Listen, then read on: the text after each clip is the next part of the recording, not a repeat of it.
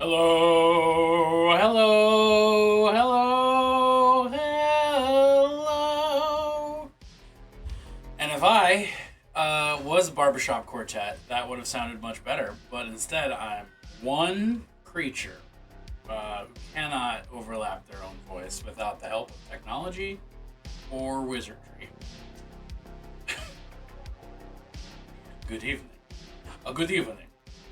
It is lovely to see you. Come in, please. It's a Dracula voice, I guess. What's up, y'all?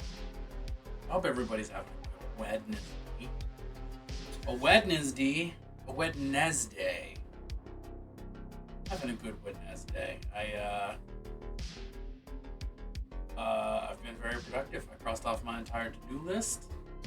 I did some video editing. I did some painting. I got informed that my car is finally fixed. Exactly 3 months after I originally took it to the shop to get repaired. It's finally fixed. And I didn't have to pay anything. So, tight. But, excuse me, tonight is all about the Elysium disco. So that's what we're going to do. Remember what? Remember what? No, I said that's the game we're gonna play. But I was really talking under my voice. Under my voice, under my breath. You learn how to talk under your voice, I think that makes you a ventriloquist, right? Pretty sure.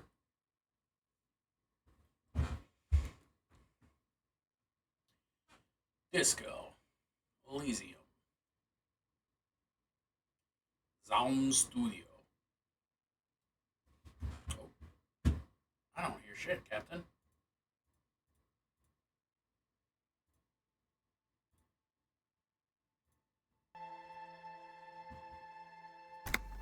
Okay, all I remember is... Nope. I don't even remember what I remember. I thought I had left off just after talking to Claudia, but we need to ask about Ruby, I guess? Ruby left the village and went to explore the coast. Right. Our tenant, the policeman. What more do you want No, to I had know just about talked to that her book? about Ruby. Yes. Let's hear first. Right. Okay. Cool beans. And for roots. Specular. Ruben Tube. Double do.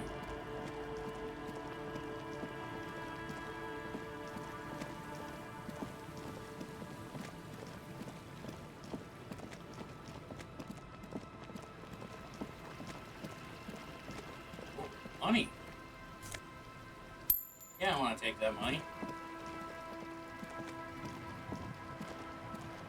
Come on. Thing. There's a bird. Birds like money, right? Birds know where. Oh, You see that seagull up there? Remind you of anybody? I'm not going to have a seagull conversation. Me? Exactly. Why am I like a seagull? Think about the seagull's story.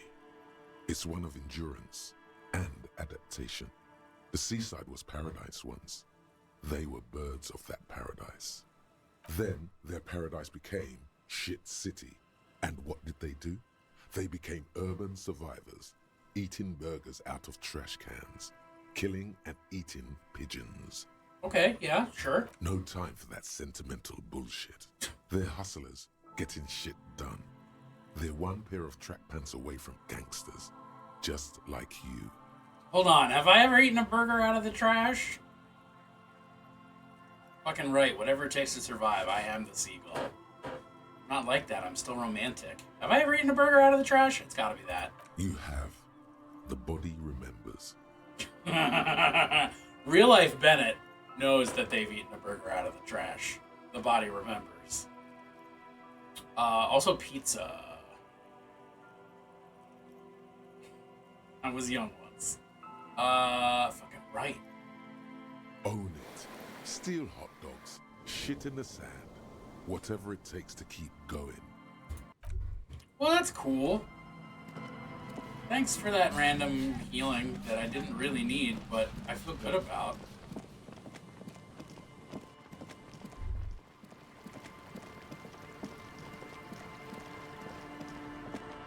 I don't think she'd be in the church, but I feel obligated to look just in case.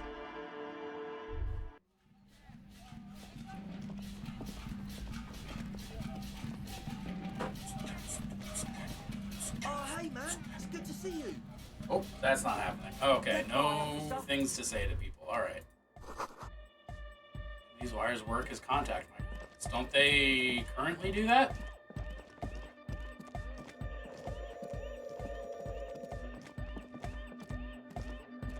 My darling, am I please? Shut up and take my money. Wompty Dompty Dom. It came from stained glass. Still has letters on it? We have an interesting setup here. Like kids preparing for a school science fair. It's pretty neat. Andre, what's all this? Oh no. Thank you, Junebug. Welcome in also. Wompty Dompty. Something smells fishy. That's just the smell of healthy experimentation and lots of chemicals. Andre. Oh, we're trying to see if we can come up with some cool new special effects to add to the visual aspect of our club experience. We tinker with things. Art, music, chemistry. I'm not sure I'm buying what you're selling. Some chemicals, when mixed, can, you know, change colour or sort of blow up. Blow up! Blow up! Not like, you know, in a dangerous way, or, well, we're not going to do it in a dangerous way. Besides, did you know that smell experiences are all the rage now at the most forward-thinking venues? Very big in art circles. Yes, chemistry has many uses, and police work too. The young man looks startled for a moment, but then flashes you his most winsome smile. I hope you get to experience one of our light smell shows sometime, sir. It'll be a blast. Feel free to come back later and have a blast with these exemplars of youthful avant-gardism. But we really need to return to the present now. Damn.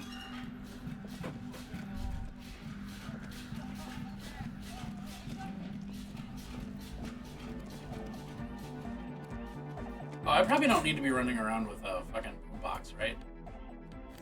Yeah, alright.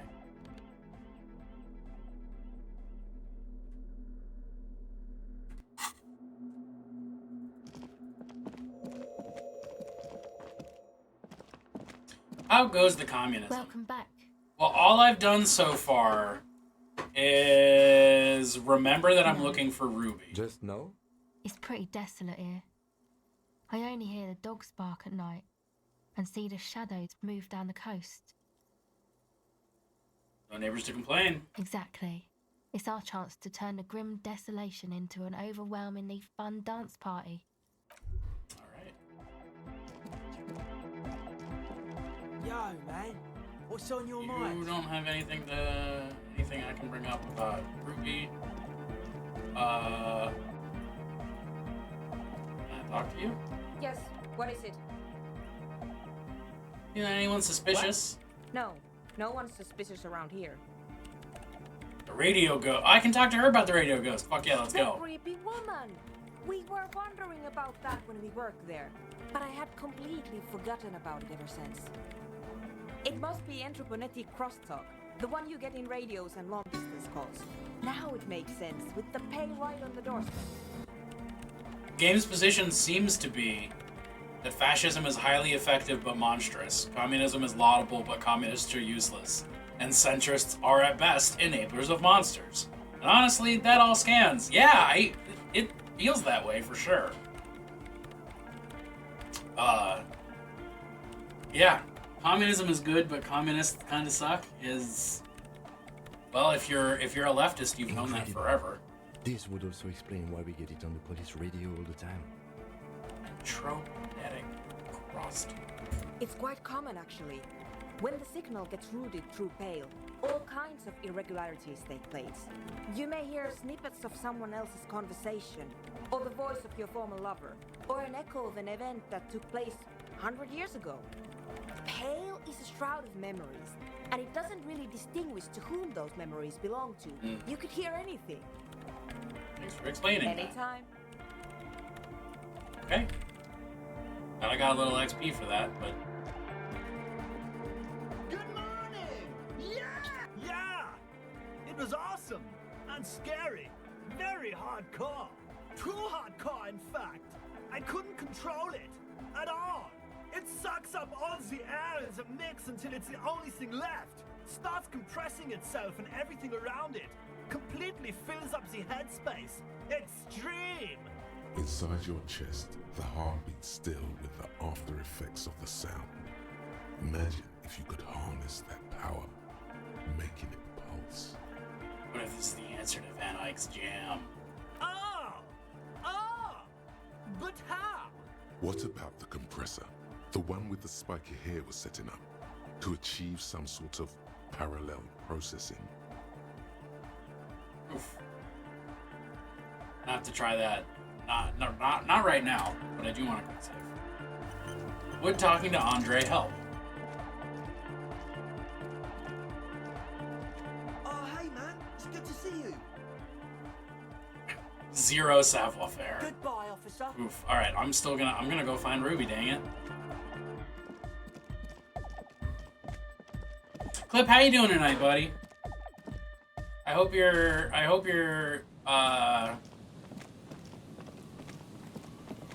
your mozzarella sticks are well and truly breaded.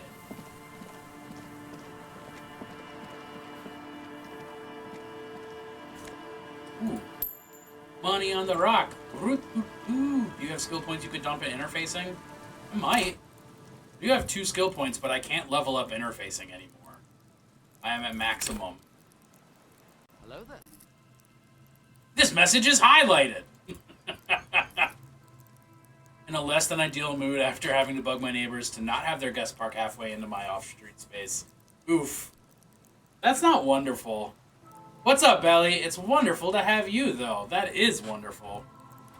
As compared to having to deal with inconsiderate neighbors. Worn by elements, guards the depot. The wind has blown a sand dune in front of it.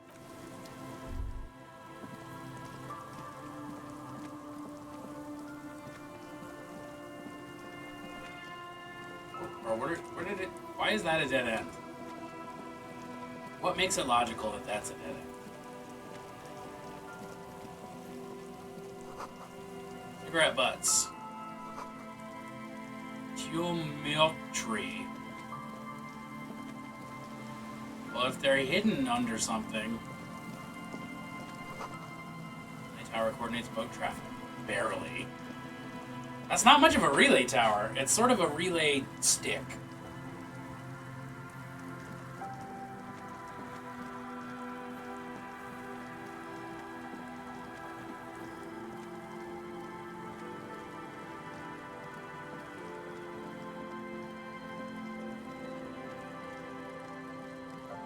Okay, I guess that's the far limit of that one.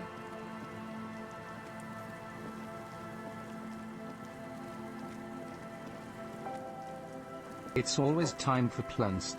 Always time for Plunst? Like, always time for Plunst? Honestly, I believe you. Always time. What's up, Adam? It's important to have Plunst, even when you're Steve Carell. Maybe especially when you're Steve Carell. Ruby is the Insulindian Phasmid?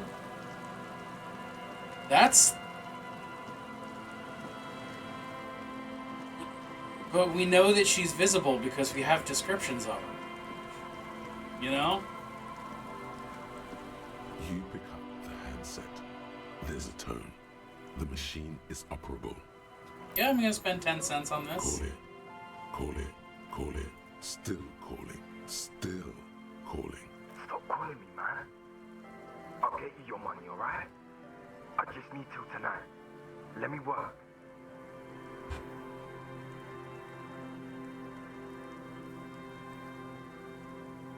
You seem to be in trouble. Maybe I can help you. I'm a police officer.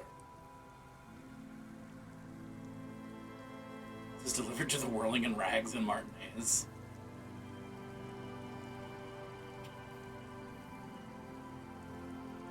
Oh, do I want to do that? I don't think so. The phone gets hanged up fast as lightning. All you hear is disconnect tone. Fair.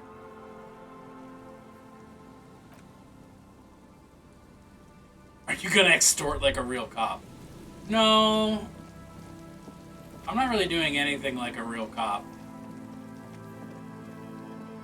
It's like I'm actually solving crimes and like helping the people around me.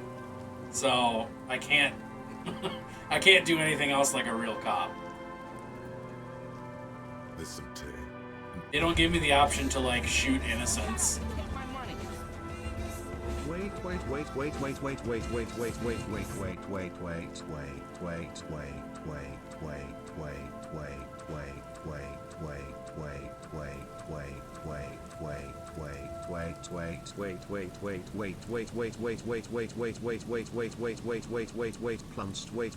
wait, wait, but also what about the secret fucking word? The secret fucking word. First of all, hi Adam. Second of all, yeah, there's a secret word. This is a thing that I learned that I could do with StreamerBot. And I figured out how to implement it. So, there is a secret word that is currently set. It is the same secret word from my Streamerversary stream because I never said it and I still don't know what it is. So if Junebug is literally the only person who knows what it is and might not remember it anymore. But if I say that secret word, I will have to hand out a gift sub. Is there a way for text-to-speech to randomly fluctuate gender? Maybe? You see, per quote, not mid quote. I don't know.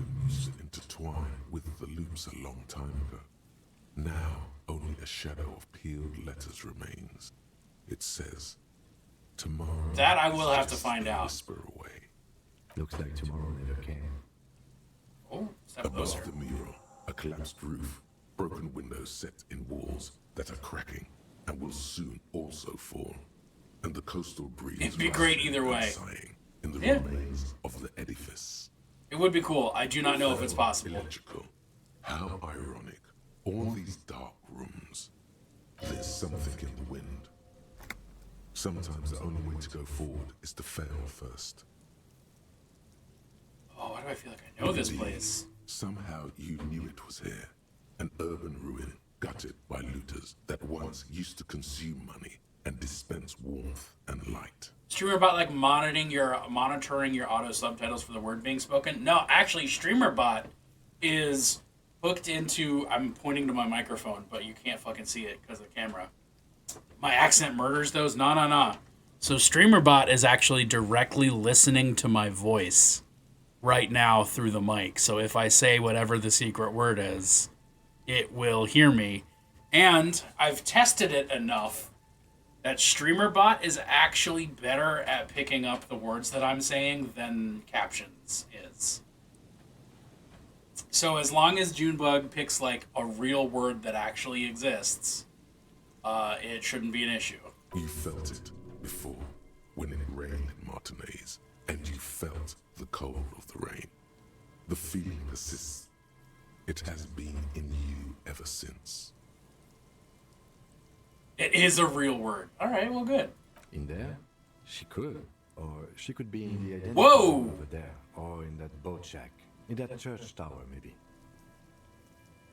Found the empty trap, heard Lena's true story, established the nightclub, discovered the anomaly, death notification, found the jacket. It's happening. Even though you're sure you succeeded, all is quiet. There is no cold hand brushing against your forehead, no rustle in the reeds. The wind has died down. The room in front of you is silent as a tomb.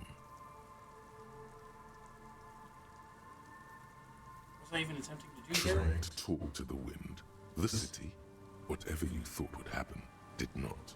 And now you're just standing there with your hands fallen to your side. Not according to the game, I'm not. A prayer of sorts. To Rivershaw.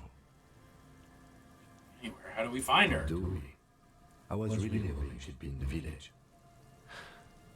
Okay. She's probably north of the village, and this place is a peninsula.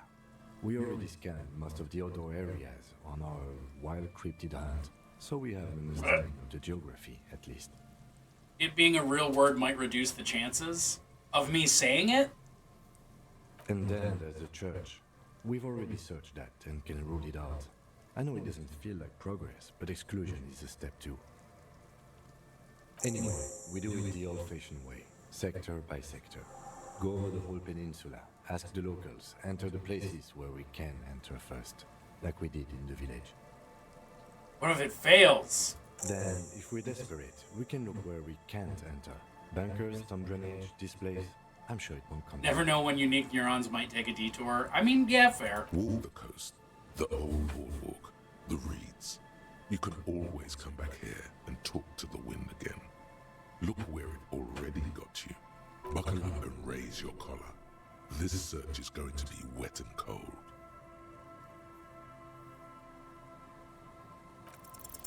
Suddenly, there's a sigh, carried on the molecules around you, moving, flowing from high pressure to low pressure, like that of a woman emptying her lungs. She wraps the collapsing stone box in front of you in her breath, flowing through it. In through the collapsed roof, flowing down a concrete staircase to the basement, sweeping away footprints in the dust on the stairs, and then the beach below the boardwalk, its winding tunnels, a whisper away. She's down there.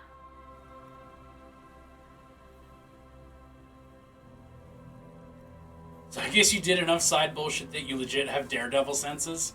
Yeah, I mean, I have ESP. I have extra special perception. Okay. Why? The wind told me. So, how do we get in there? The doors were on the collapsed side of this building. Can we enter from the roof? Perhaps you can climb them. We are not climbing anything. I'm 43 years old, and I plan to live to see 70. There has to be a way to use brute force. Climbing sounds unsafe. Brute force is safe. Look around and find something to break if the ladder fails. What's my breakthrough? Speaking of breaking. Oh, here we go. Okay, so Egghead is clearly not Van Eyck in disguise. Van Eyck is an Oranese disc jockey, but those people get around, especially in Rivershaw, in the clubs on Boogie Street. Perhaps he stayed here for a short stint and discarded part of the song he was working on, just threw it away. And then it ended up in the hawthorn tree. But why? Did he think it was retrograde? It wasn't. Perhaps he caught a glimpse of the future and did not want for it to arrive just yet. Perhaps the city whispered the top line to him, and he was frightened by it. Alma Toric's white checks unlocked. Reveals Arno Van Eyck gig posters in the world? What does that mean? Okay, that's cool. I'm gonna save. I want to talk to this doctor. Hello again. You have any advice on... Oh, this is my guy who told me about the Wompty Dompty Dom. Sure. What's on your mind? Oh, no, I don't care But about of that. course. Fuck off. What else? Have you seen anyone suspicious? No, I'm afraid I can't help you with this one, officer. It's just a regular day off for me and Mikhail here. So, you haven't seen anyone around? No, I'm sorry. As I said, this is just a day off. We just arrived anyway. There's something friendly and familiar in how he says that. A day off. You know, an alternative... You have any advice on how to climb the ladder? How to climb that ladder, you say? I do know that Lomantangs used sticks to climb battlements. There's even a special technique for that. You have the sticks? No, I'm just speculating theoretically here. Of course, there's also the method ancient Ilmarans used to get into the huts of their enemies. Tell me about this. If I'm not mistaken, then it involved months of following a very rigid exercise regimen. No, years. I don't have years. In this case, I suggest looking into the Zeolite Invisibles class. The word refers to their remarkable ability to traverse any environment in the most efficient way possible. This is excellent investigative piece of journalism by... The Lomanthang thing was enough for me. I'm inspired. Inspiration can go a long way in physical endeavors. You should try it again now. Do you know of any alternative way into the building? I don't even have a mainstream way in, I'm afraid, although... Oh, yeah, that's what I thought. I saw that sewage a while ago and was like, I can get into the building with that. And, well...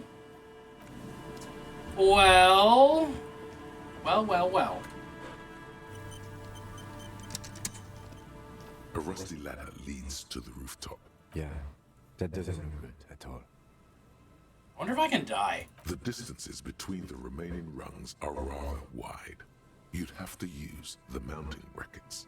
However, they seem corroded and the peeling rust is razor sharp. In addition, the first rung is going to be tough to reach. It's what, 3 meters above the ground? And you're 180? 190, I'm a giant. Okay, but still, the wind sweeps it and the wind gets pretty brutal up there. Dismounting from the ladder is going to be hard. Perhaps if you were to not climb the ladder. Instead...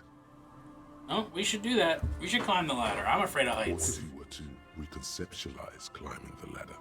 What? Astral projection. Be open-minded Okay. about this. Yeah, because falling from that height seems, well, splat. So don't do that. Just, you know. Teleport. Teleportation is not a thing. Teleportation is a thing. I just need to concentrate. Okay, let's say teleportation is a thing. Wouldn't you need some kind of scientific apparatus to create a teleportation field? You can't just do it without apparatus. What are they talking about? Teleportation, Mikhail. It's generally thought impossible. Hurt to try. Yes, it could hurt a lot. He is restraining himself from using a parental tone with you right now.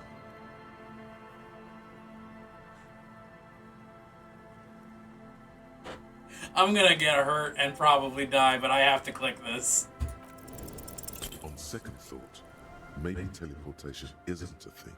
Because you're just standing there squeezing your buttocks and nothing is happening. Kim, it isn't happening. I'm not teleporting. Don't say this stupid thing.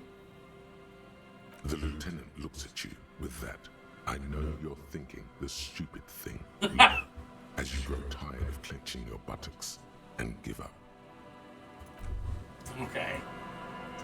Well.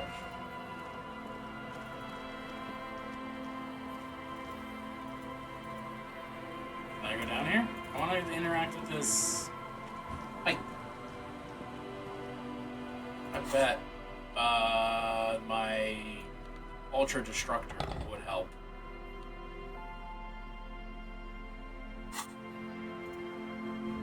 An old pipe peeks out from beneath the rotten boards of the boardwalk. Could this be an alternative path into the fell building? A building like this must have multiple doors serving various functions. Perhaps a basement access. Come closer and look Your in. eyes slowly begin to adjust to the darkness inside the drainage pipe. The lieutenant looks over your shoulder. Get into fell? Given that this isn't a martial arts thriller, it's highly unlikely, and not without risk to our health either. However, the pipe suggests there may be an entrance to the basement around. And it's right here, a maintenance door. Hell yeah! Oh yeah, big boy time. This needs you to put your back into it. Let's go. The metal doors are Yes! and the flaking rust hurts your palm. I hate watching the roll happen. It makes me anxious. Which is weird because I love rolling dice in real life. Good work. Shall I? Do I need, You should take out your flashlight. I can do that. That's not the button I wanted. This is also not the button I wanted. There we go.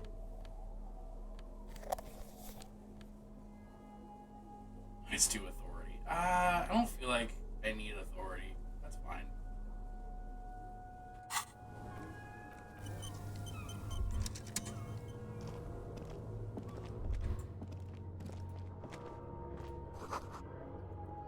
Overturned table covered in orange mildew, crawling with something. Ew! Antiquated office furniture.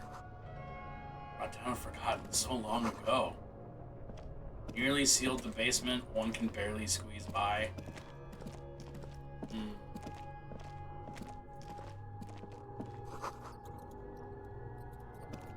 Documents silvery with mold. Oh. I don't want to interact with that. Or is that just going to lead me into a new room? Oh! Not the plan. Go back downstairs. Okay. I explore every individual bit first before I go off and do scary things in other rooms. Glass. This isn't just glass. These are old computation components. Yes, filament memories. From the time when wires were cast in glass, slides with an inlaid nervous system. Cybernetics. How'd they do that and why? The how was a closely guarded secret. Something that was locked in safes in human heads across the river where they were manufactured. As to why, your fingers don't know. Fair. So it is. I think it is used to form a single system, slotted in the wall.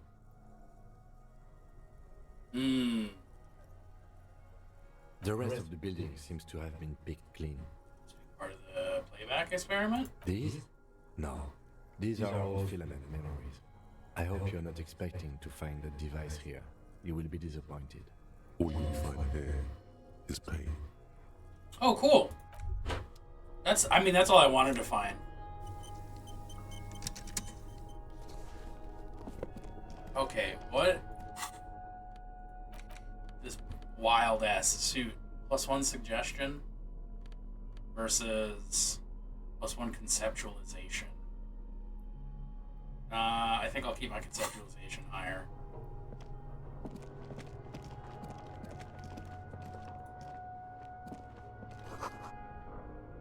Crevice. Oh shit.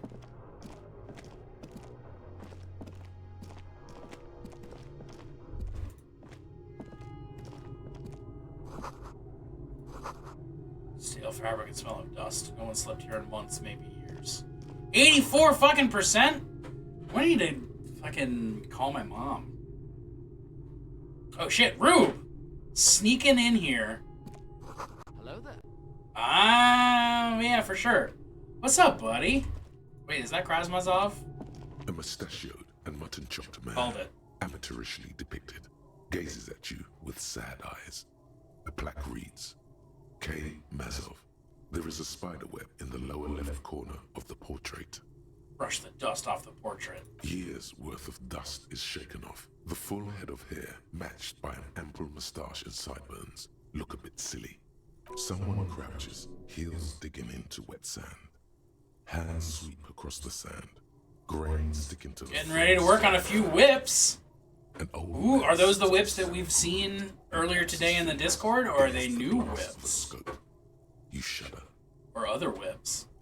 Look, Kim, it's Comrade Mazov. Yes, I can see that. Hell Looks like yeah. some communists were hiding out here. They left a long time ago.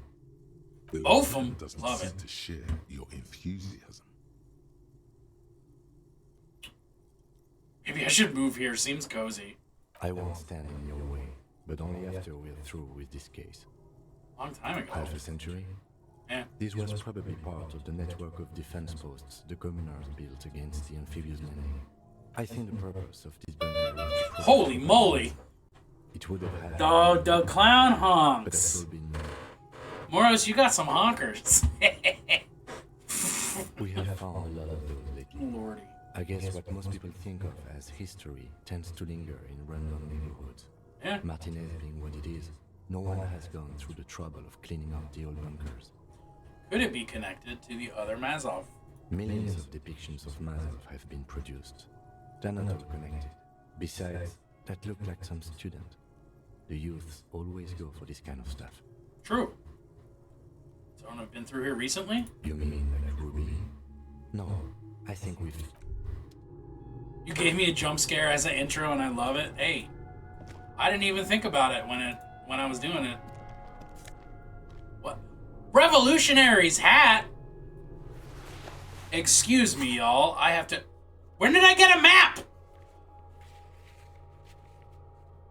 What, like, literally, when did I get a map? And now it's gone. What the fuck? I want my map back! But I need to put that hat on immediately. Yes! Yes, yes, yes, yes, yes, yes, yes. I know it's been saying this the whole time. It gives me map information incomplete. Acquire a copy of the city map. That was the first time I've actually seen the map. And I don't know how I made it occur. This hat is so soft, so warm. It wraps around your head, and your mind tingles with all manner of socio-economic theory. I think it does. This is a Yushanka, right? Kraz Mazov would have worn this Yushanka. Mazov knew where to cook those thoughts. That's why it bears a Mazovian logo. Glory to the revolution, comrade. Whether you like it or not, wearing this hat has made you more communist. It literally gives me +5 to communism, though. Like, where's my,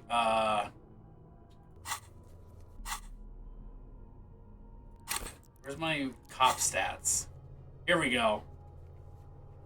35 communist. I'm amazed that I've had 2 fascists somehow.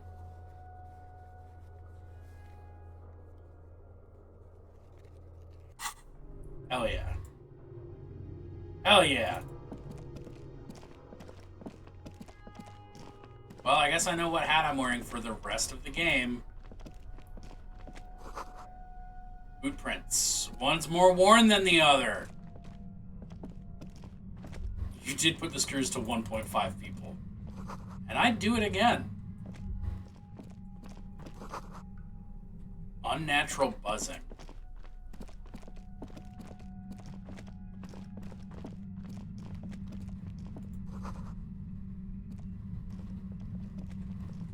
There it is again, like a swarm of hornets buzzing under your scalp. A strange tingling you can almost smell. Kim? No, what do you mean? Pain, a strange tingling. A ghost. I don't feel it, but we should still be careful. There were footprints back there, and I'm pretty sure they were fresh. Really don't feel anything? No, but you are the sensitive one. She built the radio apocalypse thing? Ooh. The situation is dangerous. Yeah. Looks like our suspect. If she's in here, we need to plan our next step carefully. Once we detain a credible suspect, who knows what the Union and the Wildvines will do. Keep calm. Go over the whole situation in detail. Still gotta take with the We pigs in my absolutely gun. can skip that appointment. Consider that 100% confirmed. So she's hardcore? His hand rests on his Okay, so they're telling me Well, we are not responsible that I for need what to we can't go predict. do other stuff before I I have don't this think the entire experience. city will be razed to the ground. If you can't predict it, there's nothing you could have done.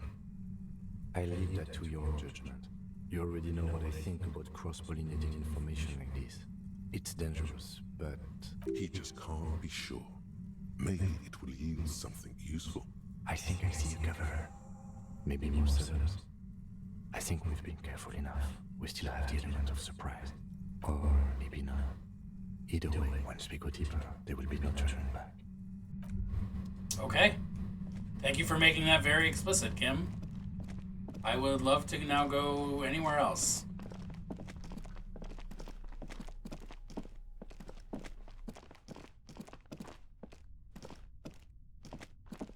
Let's go investigate the rest of the building. This little paper, for instance. What's a postcard? Alright. Covered with grime and dust. You can barely see out. I don't want to see out. Yeah, let's go to the roof. Stones Fall, it's a long way down.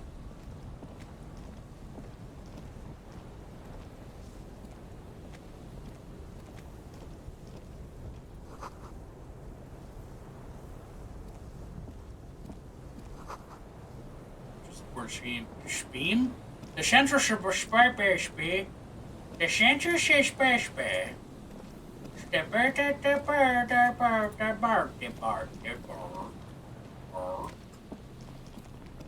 You know? Can I get across on this other roof? No. Alright, I'm gonna not investigate that immediately. That ladder would have wrecked your disco debauched body. Yeah, I think so.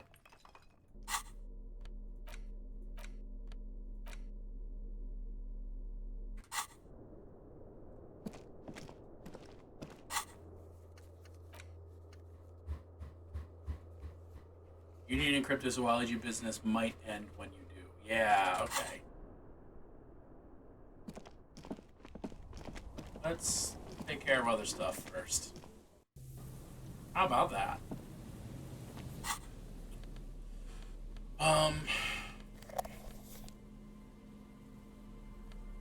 Oh, you know what I haven't done yet is read this fucking book. The note is written. That's not it. Blue. Where's this? Is this the one? The cover of this book. What an interesting color palette. It's vibrant, yet somehow. I guess I'm gonna read this book real quick. So slightly nauseated. On the inside jacket flap, you find a brief summary. What is inframaterialism? A highly theoretical branch of Mazovian communism, a collection of mystical ramblings by a discredited revolutionary, or possibly both. Possibly both. TM introduces readers to one of this century's most fascinating and misunderstood theories in a concise, jargon-free manner. This feels like kid stuff. Is there no slightly longer glance? Nah, so far so good. To the table of contents. The guide itself is divided into several sections with seemingly esoteric titles like Effects of Plasm on Root Vegetables and Mental Projection and Transference. There's also a brief introduction about the life of Ignas Nielsen. Read the intro. Known to his numerous admirers as the evangelist of the revolution, and to his even more numerous enemies as the apocalyptic Shrike.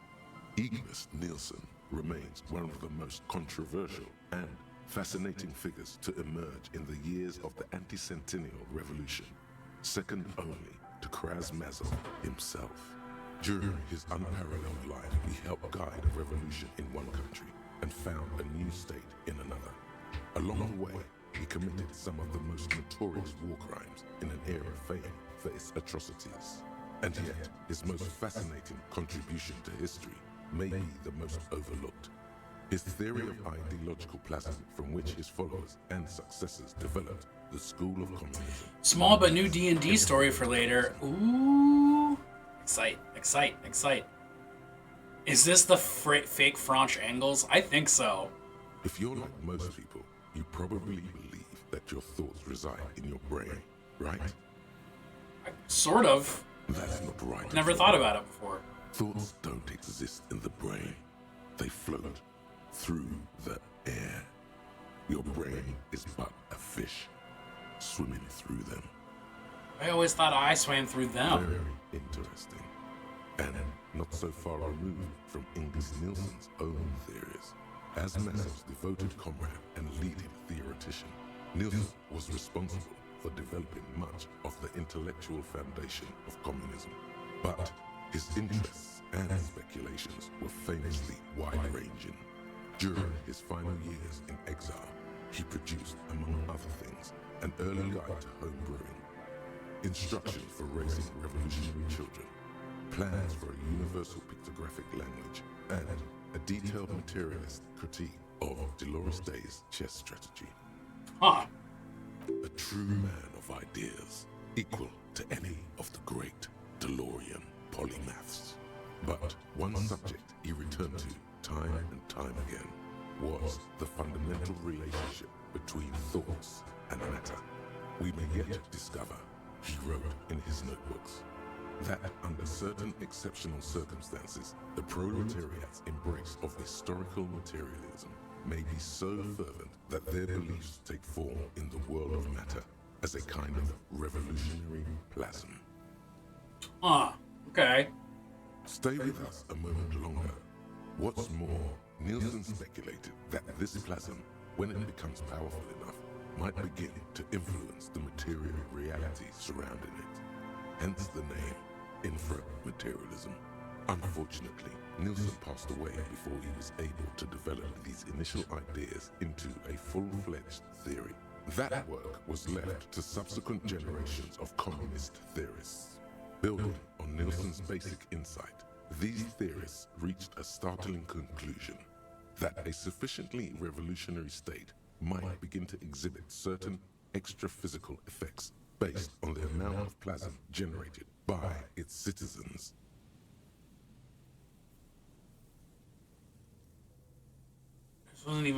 This wasn't even no, it kind of was. Correct.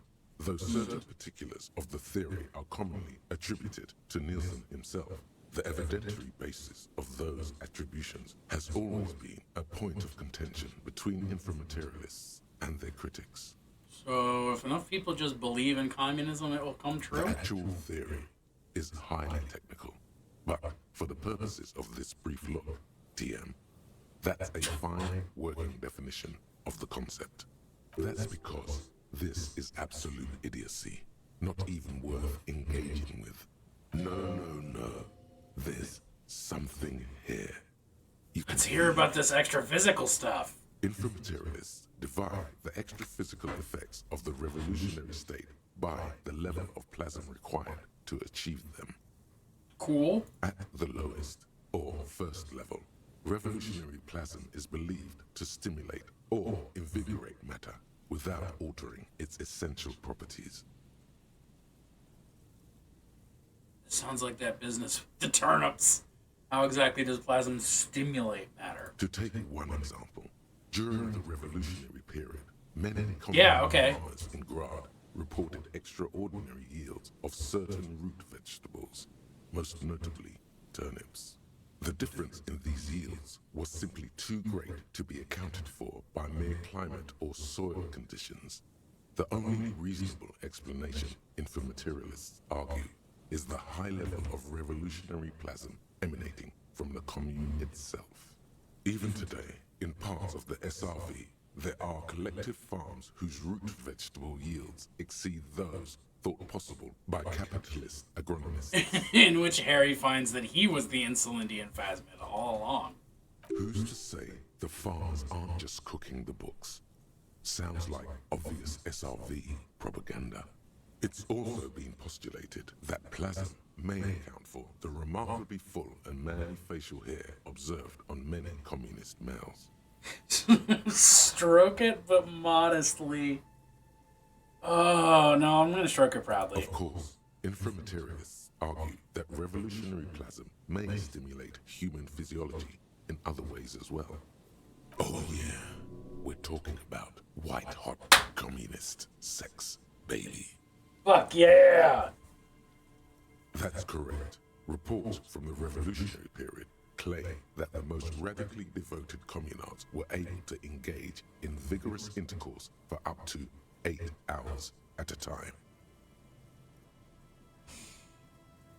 8 hours? There's no way. Your equipment would be mashed to jelly. Highly productive vegetables and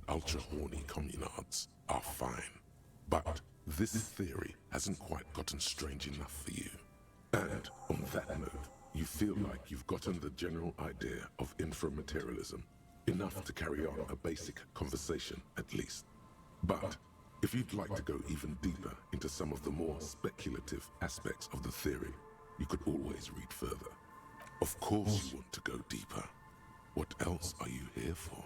The book fits quite snugly into I want to just keep reading. It would also fit comfortably into a hot, steamy, 8-hour slow-cooked sex. It's like Sting's tantric sex, you flip but forward with a few pages communism. until you come upon a chapter titled Mental Projection and Transference.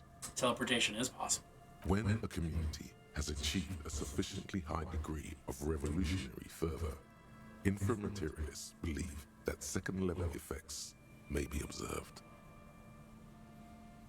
At this second level, certain hyper-revolutionary individuals may even develop Like Snickers the guaranteed ability to to satisfy. extend their thoughts into material space and vice versa. I do not have one week. We're does it mean communists can? Why do these effects only work for hyper-revolutionary communists? Now, I want to know if they can read minds, if they're believing. According to inframaterialist theory, yes. Under suitably revolutionary conditions, that is. Of course, one doesn't need to be a communist to be attuned to the thoughts of your brothers and sisters. Fair. It's become something of a folk legend that during their final meeting, Nielsen and Mazov didn't speak a single word, preferring to sit in silence with their chamomile tea, reading one another's thoughts. That's probably not what happened. One of the minor tragedies of the late revolutionary period is that few reliable accounts survive. Much of what we know of the communards' activities during this period come from memoirs and second-hand accounts, some only written down decades after the fact, and of dubious authenticity. Kim, we share a special connection, right? I suppose we do work quite well together. You and me, we're on the same wavelength. That's why we're always finishing each other's. Your words hang in the air as the lieutenant scribbles something in his notebook. At some point, he realizes you're waiting for him and looks up with a tightly knit brow. Sentences. The lieutenant looks at you evenly for a moment, then returns to his notebook without a word. Kim, you left me hanging there. Did I? My bad, detective. Won't happen again. As we were saying, it's generally believed that these effects are only exhibited by certain hyper-revolutionary individuals, generally less than 0.01% of the revolutionary population. Because plasma has never been directly observed, the exact mechanism behind these effects remains entirely speculative. Okay, sure. Why are you getting hung up on mechanisms? Open your mind's aperture just a little wider. You're so close to true understanding. This should be more than enough for a stimulating discussion. That said, if you're still yearning for more, you know I am. Everyone knows. Books save their best parts for the end. Sometimes. Some of them really suck at the end. You breeze through the next several sections until you arrive at the final chapter, titled A Communism Above Reality. When a society's revolutionary fervor reaches the third and highest level, inframaterialist theoreticians have postulated that the laws of physics cease to be laws. They become guidelines, right? More like suggestions, according to some of the SRV's leading inframaterialists. Of course, it's impossible to say what exactly happens under these conditions. No known society has ever achieved the levels of revolutionary enthusiasm the theory seems to require. Some inframaterialists have even argued that it might require more plasma than humanity alone may be capable of producing. Are there non-human sources of plasm? In the SRV, there have been attempts to organize certain species of aquatic mammals, as well as a few of the higher corvids. Holy crap. But, as of this writing, only human beings have demonstrated the intellectual capacity for revolutionary communism. That's what separates us from the animals. There are numerous stories from Samara involving bandits or fascist mercenaries being levitated by farmers from the most ideologically advanced communes. Of course, few of these incidents have ever been rigorously investigated or substantiated. Among known attempts to channel third-level capabilities, the most well-documented Kim, I need to fuck a whale. case of Coalition warship debutante. Coalition warship debutante. That sounds great. It concerns an interesting series of events that took place during the invasion of Revachol. As Coalition forces made landfall, a cadre of Nielsen's most fervent acolytes attempted to compress a Coalition aerostatic with their collective will. According to Communard law, these acolytes positioned themselves at the top of a redoubt just over the bay of Revachol. From that vantage, they proceeded to visualize pinching Coalition warships between their fingers, a gesture believed to assist in the extra-physical materialization of their thoughts. Oh, of course it didn't work. The acolytes along the redoubt were vaporized in an artillery strike before the process could be completed. Oh. Picture the lot of them, all standing with their fingers in the air 1 minute, the next reduced to a bloody mist. It's been said, though, that in the weeks following the battle, the captain of the debutante noted an increase in incidents of crewmen striking their heads on unexpectedly low bulkheads. Of course, colorful anecdotes only scratch the surface of what informaterialists believe may be possible in a truly third-level society. This is like really fucking brutally, heartbreakingly. Hey, yeah, theory is cool, but you have to actually be doing stuff. It doesn't fucking matter how much theory you know or how highfalutin your thoughts are if you're just gonna fucking stand there and pinch capitalism to death mentally. Like, some have theorized that such a society would be fundamentally unrecognizable, lacking many of the institutions we typically take for granted in advanced societies, including organized governments, financial institutions, and law enforcement. Wouldn't need any of those things. Others have argued that people living under third-level conditions will be immune to such infirmities as hunger, disease, and mental illness. I don't know about that. In some of his later writings, Nielsen himself speculated about the potential for an extra-physical architecture that disregards the laws of bourgeois physics and instead relies on the revolutionary faith of the people for structural integrity. It seems like a bad theory to design buildings based on. Nielsen called it the highest expression of communist principles, a society whose literal foundation is the faith of its people. On the following page, you come across a few black and white reproductions from Nielsen's own notebooks. One sketch depicts a government ministry shaped like a great inverted pyramid, a hectare in width at the top, balanced atop foundations the size of common apartments. Another depicts a leaning tower wrapped in a dramatic helix. The caption beneath it reads, "The Tower of History." Oh, are they just wildly misinterpreting? Something about that tower looks awfully familiar.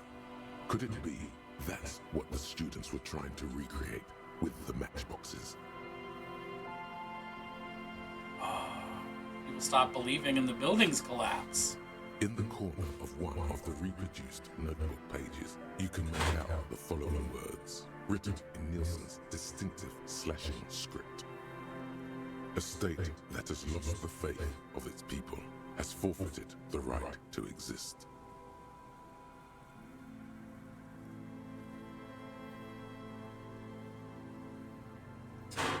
A state that has lost the faith of its people has forfeited the right to exist. It is the day after the 4th of July.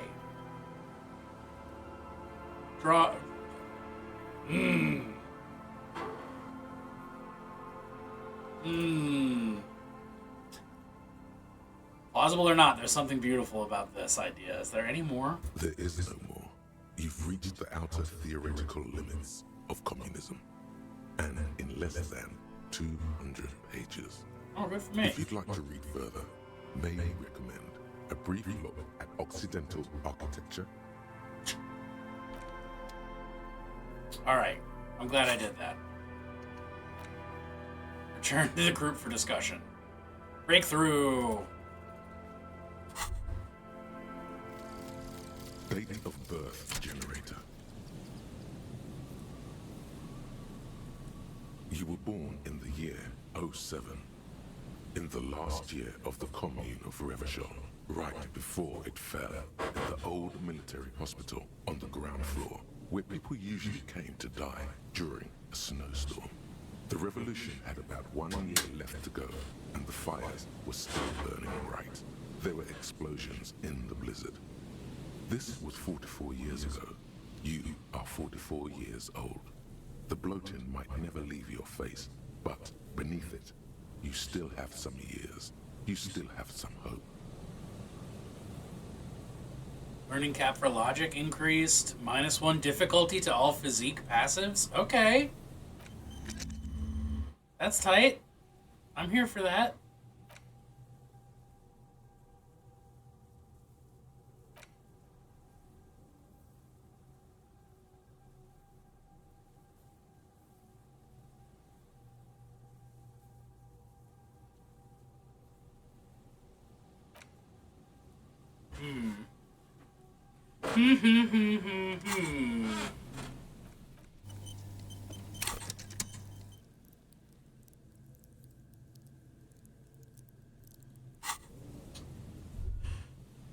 Okay, I need to get organized. I need to get my gun back.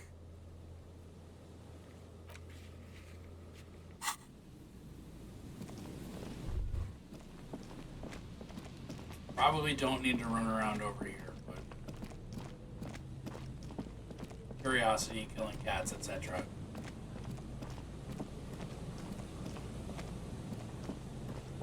Alright.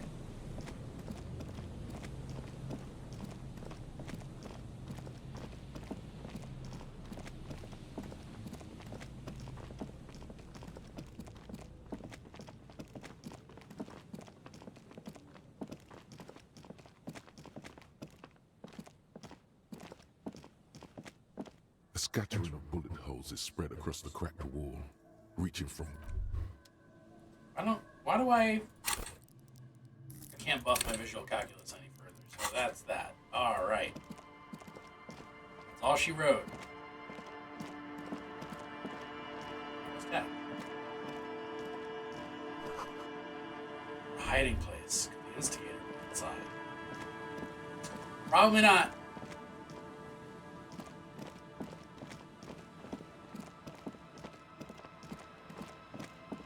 Yeah, run all the way around the building. Don't make me do anything.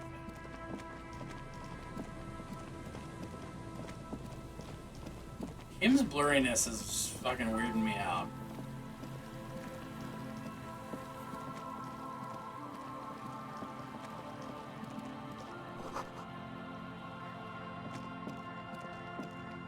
Little black swallow.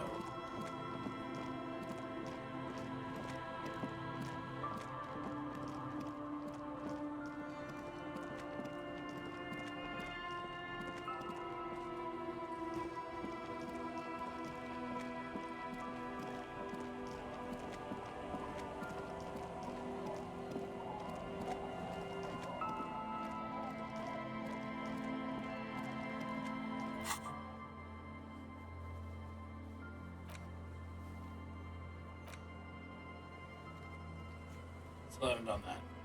Oh, that's probably... That firearm is probably on Ruby, right? Don't have Kim around. Oh, ask the scab leader. Right. Offer figurines to Dolores Day.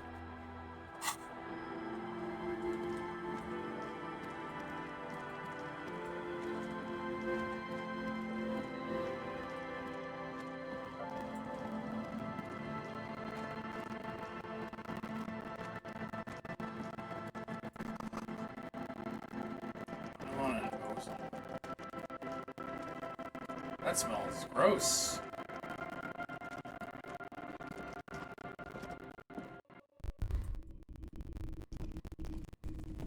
You see rows, soldiers guarding the rest of the men. Have I already done this? These reports also with gold coat. Which ones? This set of Probably, I think their poverty has been exaggerated for effect. When you place them next to the royalists, it doesn't seem like I could possibly win. Okay. it seems as an overtake on the conflict played out in purpose. This set of You're probably, I think their Might as well poverty just do has this been last one. Alright. What about that? Typical Martinez streetlight. Is that a street light? Yes, officer. His manner is casual. How much for it? 700 real. A bargain? No, it's not. He's trying to sweet talk you into buying trash. There's one just like that on every street corner. Even taking into account the risk of obtaining the light, it seems a bit steep. There's also the matter of rewiring. But the most important transformation is the light's placement among ordinary indoor fixtures, which has adjusted its morphological field. The light became suitable for use inside the home just a few days ago. We need to save before asking the scab leader because there's a better than average chance he's an unholy killing machine. Fair. Strong point.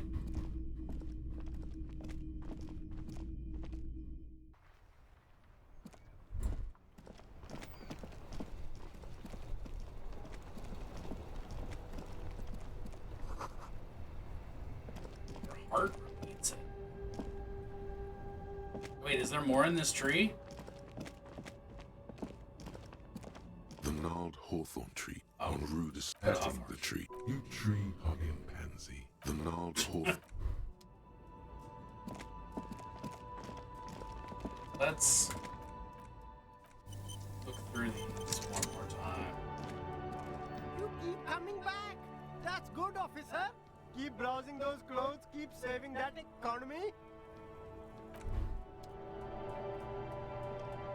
The speakers below are banged up and worthless. Just buy the sad speakers. No way, officer.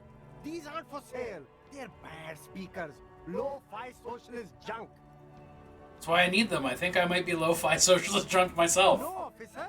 You're a high-class policeman who accepts nothing less than the best. Lucky for you, I've got the best on sale. You don't know what I am. I don't even know myself. I want the speakers.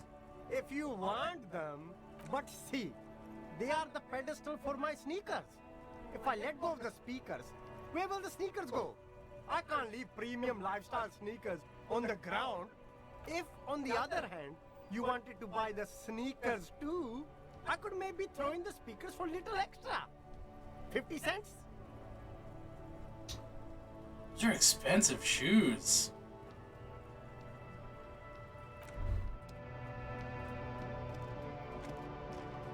I guess those are like reasonably normally sized shoes, but 100% guaranteed.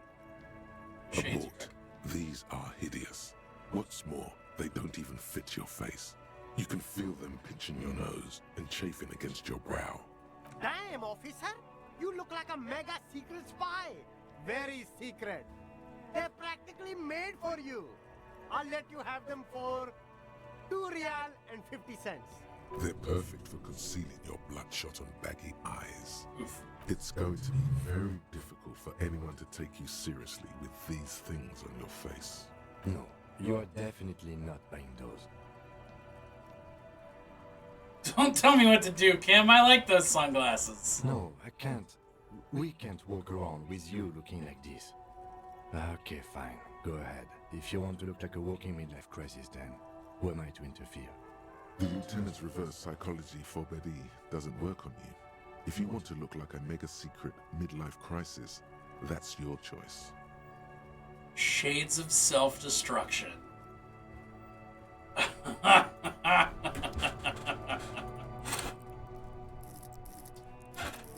Oh boy, oh boy, oh boy. And what if I just talk to him? Everything's still cool here, officer. Oh, I'm doing it. Start with a little compliment, then work your way up from there. This is about business, remember. You seem like a really successful entrepreneur. Would you like to support a member of the local police force? Oh, okay. But why, officer? After all this mess, the broken seals, lying to you? Come on. Think of it as an investment. An investment? What kind of investment? Or you could not make this about corruption and go with something even wilder. It's an investment in me, a highly experimental human being. My risk-reward ratio is insane. Invest into me not telling your employer about your operation. I'm a policeman. It's an investment in good relations with the RCM. It's an investment in your customer base. Gotta prime the pump. These are all buck fucking wild responses. Like, yeah, one or two of them is just straight up bribery, but like, I have to go with this first one. I guess it can't be any riskier than speculating in exotic derivatives. How much are we talking about here? 10? 10 real is a bargain for that kind of investment. You got it, my man. Sweet. Okay. I don't know what to do now. That was not what I expected.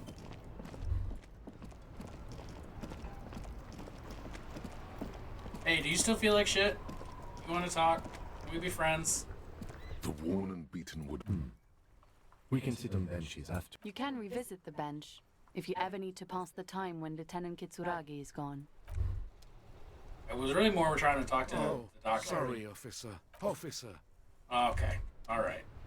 Hello? Hello? Hello? Ready to fight, Twitch app. Oh, yeah, fuck yeah. The display rack is brimming with... This is entirely, completely you. You have found the right books. I want to read them. It is a bestseller for a reason. What about these? What's over here? A small mountain of colorful board game boxes. There are numerous types of games for all ages.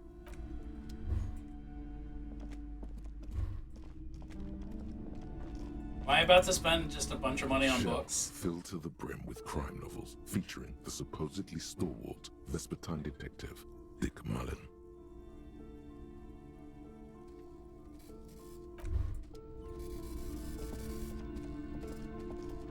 Shelves full of biographies of famous people, whoever they are. Ooh, I'm curious about that. What's that? Several maps have been attached. The maps look old and faded. Your eye catches a map of Insulinda, a map of Revachol, and a map of Martinez. This large map displays archipelagos. You see a constellation of small dots on the light blue emptiness of the Insulindic Ocean. The largest in the northeast is La Caillou. You are here. Another, far away in the southwest, Seminese Islands, Ozon, Laurentide, Fas Alamir, Archipelagos, North Arcade Islands, all just specks of dust on the vastness of the Insulindic. I finished a work convo that's weapons grade horseshit. Into a blur of dotted lines, black and white. Caillou is canon in this world. Caillou just means like dog or something in French, right? In the northeast, a dust mite stands on the north coast of Caillou. In a bookstore, it's you. Blair, if you would like to share and commiserate, I'm here to do it. Radiating outwards from you, the suzerain Revachol. With a radius of 80 kilometers, still, the crown jewel of this Isola would be barely visible. Can you see cities on the islands? I won't say too much on stream because recording, but I gave the synopsis in Inkwell. Oh, valid. On Caillou, Revachol. I will read that. On Ozon, Fondelier, and Vimandu. On Archipelagos, Croyan Moran, Villiers. On Seminine, Olivai, and on Laurentide. Caillou is an inframaterialist. Caillou believes in reactionary plasma. Or revolutionary plasma. That's what it is. Reactionary plasma is like the right-wing version of revolutionary plasma. The ocean breaks apart into a tangle of cosines and azimuths. all pointing into pale nothingness. Windy is the north azimuth. My metrics tanked because of a tech glitch and the whole company may be in hot water over it? Is the east azimuth. What? Sail That's is the west bullshit. Isolas, they're called. Connections to other worlds. Words past the Insulindian. Unknown to you. You only know you've never been there. 850 million people live on these tiny dots. An oceanic world of culture and commerce, torn apart by history. The map of River Shoals of a verdant island is shattered by the delta of I don't know how I missed these earlier, it but is the river Esperance. you know. Countless bridges put the shards back together, connecting city blocks to river islands. La Delta says a great artificial heart in the center, teeming with life forms and construction. To the east, rolling hillsides, Le Jardin, Stella Marie, the suburbs of Saint-Baptiste, swallowed up into the megacity. They sound rich to you. This is River Shoals. Protection sigil I was given the other night is about to get a stress test. No fucking kidding. Huron, it's somewhere to live. Not bad. Then there's Jamrock. It's bad. People shouldn't live there, but they do. Then Forberg. It's almost as bad, and much larger. Then Cold City. If you managed to put Jeff It's the in worst. legal peril, you're in my hero. It's so small you can't even see it on the map. No, wait. There it is. North of Jamrock. The strip of coast next to the Greater Rivershell Industrial Harbor. It looks downright despondent. It's almost Coal City, to be honest. No, Coal City is worse. A charred limb. Rain falls on its slick black streets. And then there's the burnt-out quarter in the heart of Jamrock. Is it cold in this bookstore? Or is it just you? No, this is somewhere to be. This is all you have. But it's still something. Streets and sodium lights, the sky, the world, your Did I ever tell you my coworker who shared an elevator with Mitt Romney right before he voted for the Respect for Marriage Act? What? It's not really a map. It's a tourist thing. A picture postcard with buildings on it. Drawn Not saying it's from connected, isometric but perspective. A date in the upper right corner says 48. Still, it's detailed. Could be pretty useful for scouting ahead. You see the jagged boxes of an industrial harbor. Even the whirling rats there. I'm sorry, officer. The map of Martinez is the only one available. The other two are not for sale anymore. They're quite valuable, though they might not look it. The map of Martinez is 90 cents, though. Oh, shit, yeah, let's go. It's an out-of-date map of a tourist location that never was nor came to be. From when some design studio people tried to spruce the place up 4 or 5 years ago. They also renovated the horse statue, set up those coin-operated viewers, and designed the new street. Your coworker gave Mitt Romney actual gay cooties. The place does not look like a successful tourist trap, does it? What happened? They didn't get that far. For some reason. A shame the project never got going. Would be nice if someone fixed Martinez up. All these ruins are bad for business. Always good to be informed Fine. of the surroundings. Alright. Now I have a map. Nope. What? Now I have a map. The patchwork grid of I the must. streets of Martinez, with directions to appropriately touristy locations. Year 48 resides. Your finger moves through the various streets, across Rue de Saint-Ghislain and Rue Saint-Sipar, over Saint-Brun and Martinez North, finally coming to a halt on the spot where you are currently standing, although the map gives no such indication itself.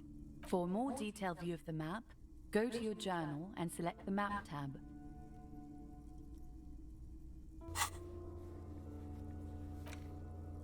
Yay! I finally got a map!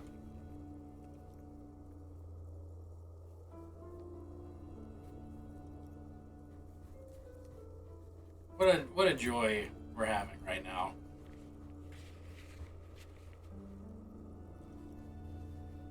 Alright.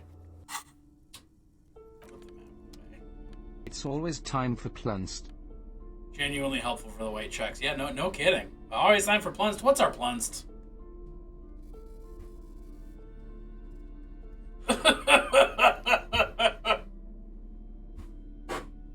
That's my impression of Leonardo DiCaprio, and I don't know why. This is Leo DiCaprio's voice, but baby, it is. This bookstore is not strictly about crime, romance, Ooh, yeah, medicinal purposes of the pale, let's fucking go. Alright. Now I need to read every book.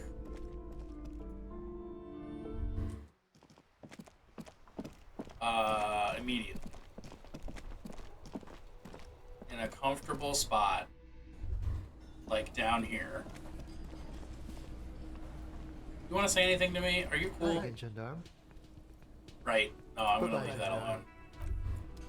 Not too far off from his slaver voice in that movie. I mean, I saw that movie one time and I was just like, I hate this movie. I don't need to watch this again. Which was really frustrating because, like, I thought that I was gonna fucking love it. Because I was like, Jamie Foxx killing slave owners? Like, that sounds tight. And then it wound up just being, like, not tight for me. I don't know. I didn't care for it. I could watch it again, but I wouldn't pick out myself. Yeah. The cover of this tattered paperback features the man from Yeondar standing atop a pile of bloody corpses. His two Zweihanders are crossed over his massive chest in a dramatic X, their blades dripping with gore. Hell yeah. Behind him rise the harsh, snow-capped peaks of his native Northlands. In bold red letters, the title, Yeondala Man, the man from Yeondar, unfurls like a banner. In the foreground, a nearly nude woman lies spread in supplication, her privates strategically covered by her flowing black hair. These images speak to something burning deep within you. Quick, find someone or something that needs to be gutted, beheaded, impaled on a spike. Back cover. The back blurb reads, his latest adventure serves as the perfect introduction to the savage Yeondar saga. Meet man from Yeondar, his faithful blood brother, Tyribald, the noble Lord Hrothgar, and some of their most fearsome foes yet, for the Northlands, for Yeondar. On the opposite end of my cinema opinion spectrum, I can unironically watch Pacific Rim 4 times in a row and have a good time. I love Pacific Rim. I could watch Pacific Rim over and over and over, and I'm still sad that the sequel wasn't as good, but it fucking tricked me there. And man from Yeondar, like, the curse of Nakht-Hera. I started the second movie and watched, and like the first like half hour I was like, this kind of sucks. And then I watched the middle of it and was like, okay, big robots fighting big monsters. Big robots fighting big robots. I'm here for this. I love this. And then it got to the ending and like during the denouement, I was like, wow, this movie was fucking terrible. Versus Pacific Rim, I just enjoyed the whole time. So, I'm gonna read it. The story opens in media res. The man from Yeondar and his band of northern reavers are in the bowels. I watched one in black and white once by accident, and it's gorgeous. Highly recommend. I fucking bet. Led by the deathless necromancer. Ooh. One by one, the brave Northmen fall to the relentless crush of undead, only to join their number as reanimated corpses. By nightfall, only the man from Yeondar and his blood brother, noble Tyribald, are left standing against the dead horde. It is an honor to die by your side, brother, Tyribald cries, as his battle axe beheads one of their reanimated comrades. Juno Alpha is my mecha Sona. Honestly, Junebug, I think like if you had grown up watching kaiju movies, you would probably have a fondness for it. But like, as far as I know, you're not a huge Godzilla consumer, so. 9, Tyribald, the man from. Well, yeah, I mean, you like him now, but I mean, like, flesh and bone. There's a, it's a. For the Northlands. I don't know. I feel like there's a primitive. He leaps to the mezzanine. Like you've also only seen mostly good ones, at least with me. Zweihanders, Stern, and Drang. He there are a lot of surrounding the necromancer. Not so good ones that are more like Pacific Rim. When you combine them and have that soundtrack, yeah. The whole soulmate thing was huge on Tumblr, and I didn't get that either. Oh yeah, the whole drift compatible thing, yeah, And nah. with deadly finesse, his twin blades scissor the necromancer's head from its body. The Nice. undead legions collapse like ragdolls as the dark magic leaves them, and the two Northmen stand alone in their cursed temple, where the bodies of their lost brothers litter the floors.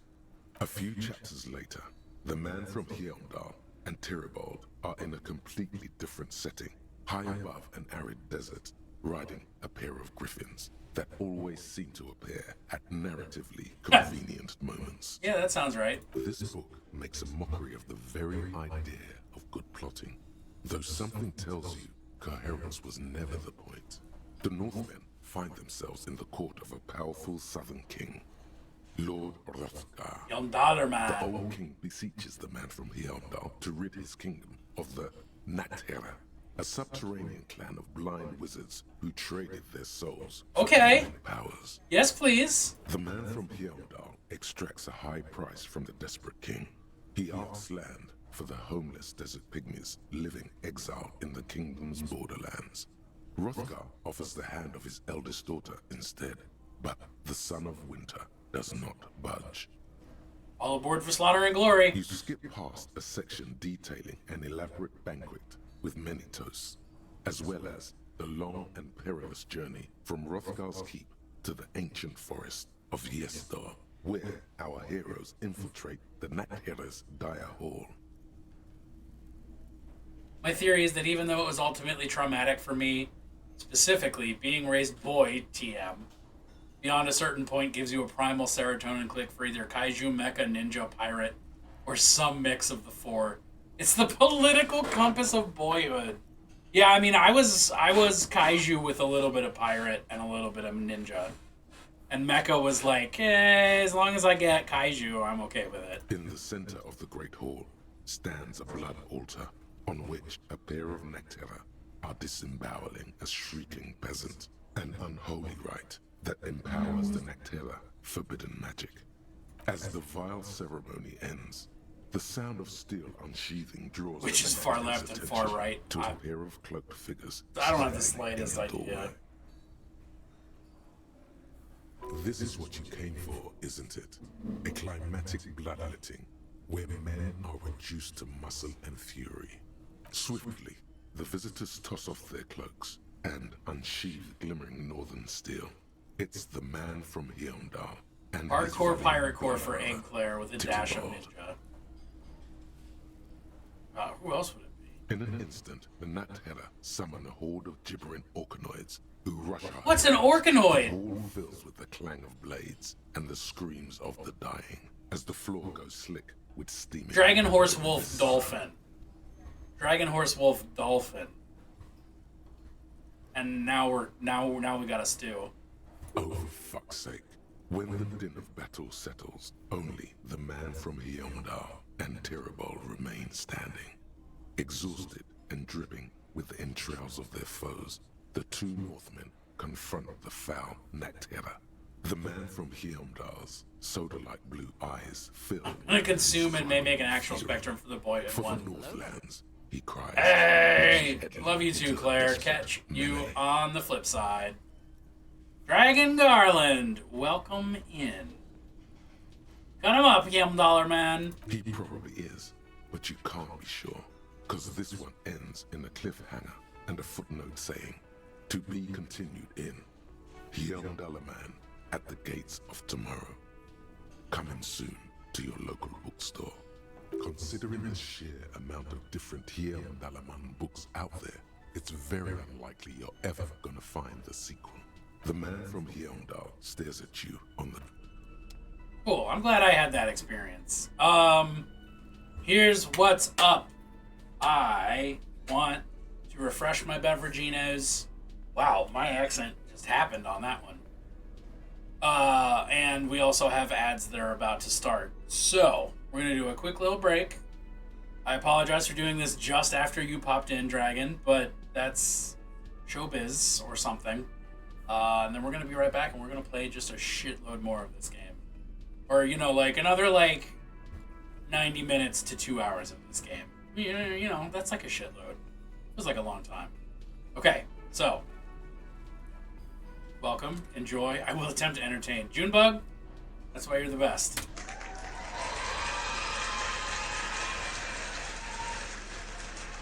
May also be medieval elements at their core. Oh, definitely. Yep.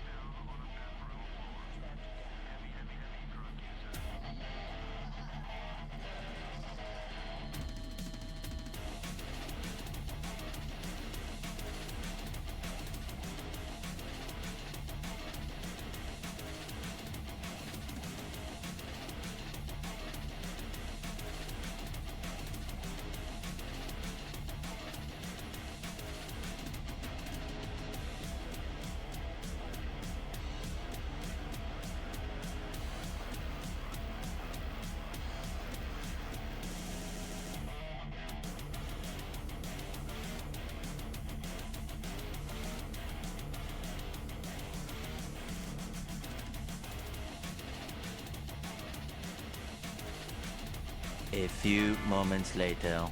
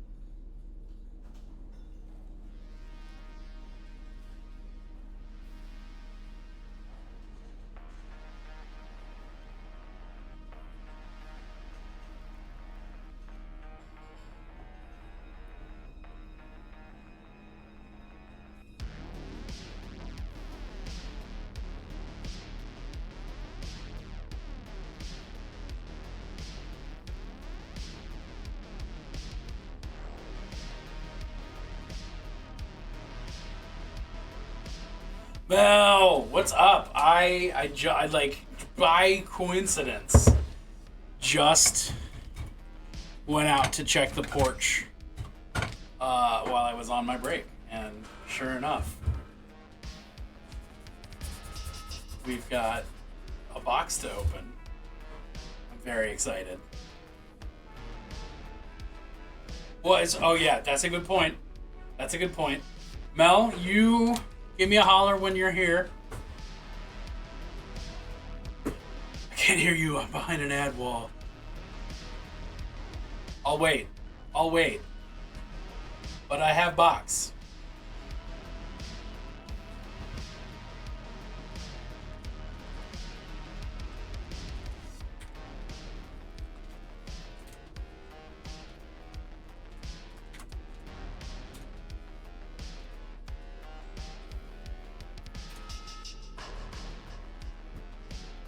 Yeah, I have no idea what it is. All I know is that it's a gift from Mel, and that it is a different scale than I normally paint. I believe 75 millimeters is what was said, but I don't know why that number is even coming to mind. I don't remember shit most of the time anyway. So it could just be a lie. But I do need to turn on a light to actually... Ooh, that just shifted everything in a weird way. Oh, the knife pin says they them. Because it's they/them. Huh? Living it up, huh? living it up, living it up. Box. Bad light. Yeah, it's not good light, but if we're gonna be looking at this box that I'm opening, then it's gonna have to be bad light. For at least a little bit. So we're doing a quick little unboxing. So I'm very excited to see what this is. Just the one? Alright, just the one. Boom. Oh, what? How? Confused. I don't know if I should be reading this. Well, yeehaw! Keep up the amazing streams. Sincerely, Shiny Mew Paints. Beretta the Goblin Gunslinger? I do not have any idea what I'm about to witness. Ooh.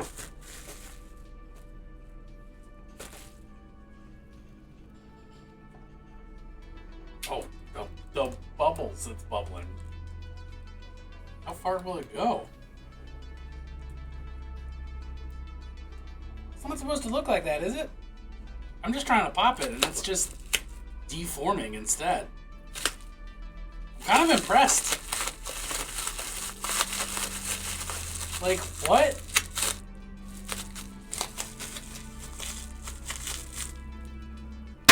There we go. Still spooked me, even though I did it myself. Okay. Oh, it's taped to the box. That's smart. That's a thing that I should start doing when I ship models. Oh god, my fingers.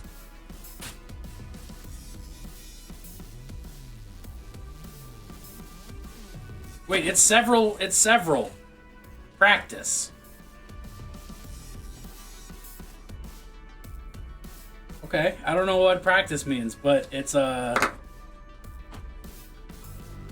Oh, it's like a cat person with some knives. We're going to start with this bag and just look at this. It's a practice print.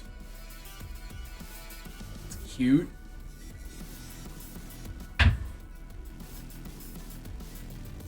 Nice. Okay, but the piece de resistance. Oh, yo, she biggin'. She a biggin'. Really a biggin'.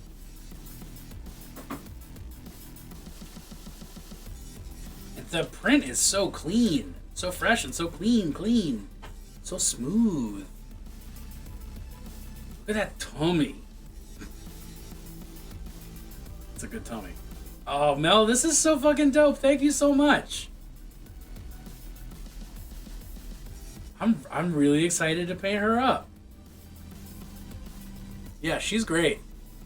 And the cow skull for the base. The nice touch. Oh, and it's sculpted so she just goes in there. I love this. Well, shit. I'm gonna have to paint her ASAP. Mel, you are the best. Thank you. Cat on base too. Cat is small. Cat only goes up to belly button. Toss her in D&D and say she's large. I mean, yeah, this is a medium-sized creature, so it works.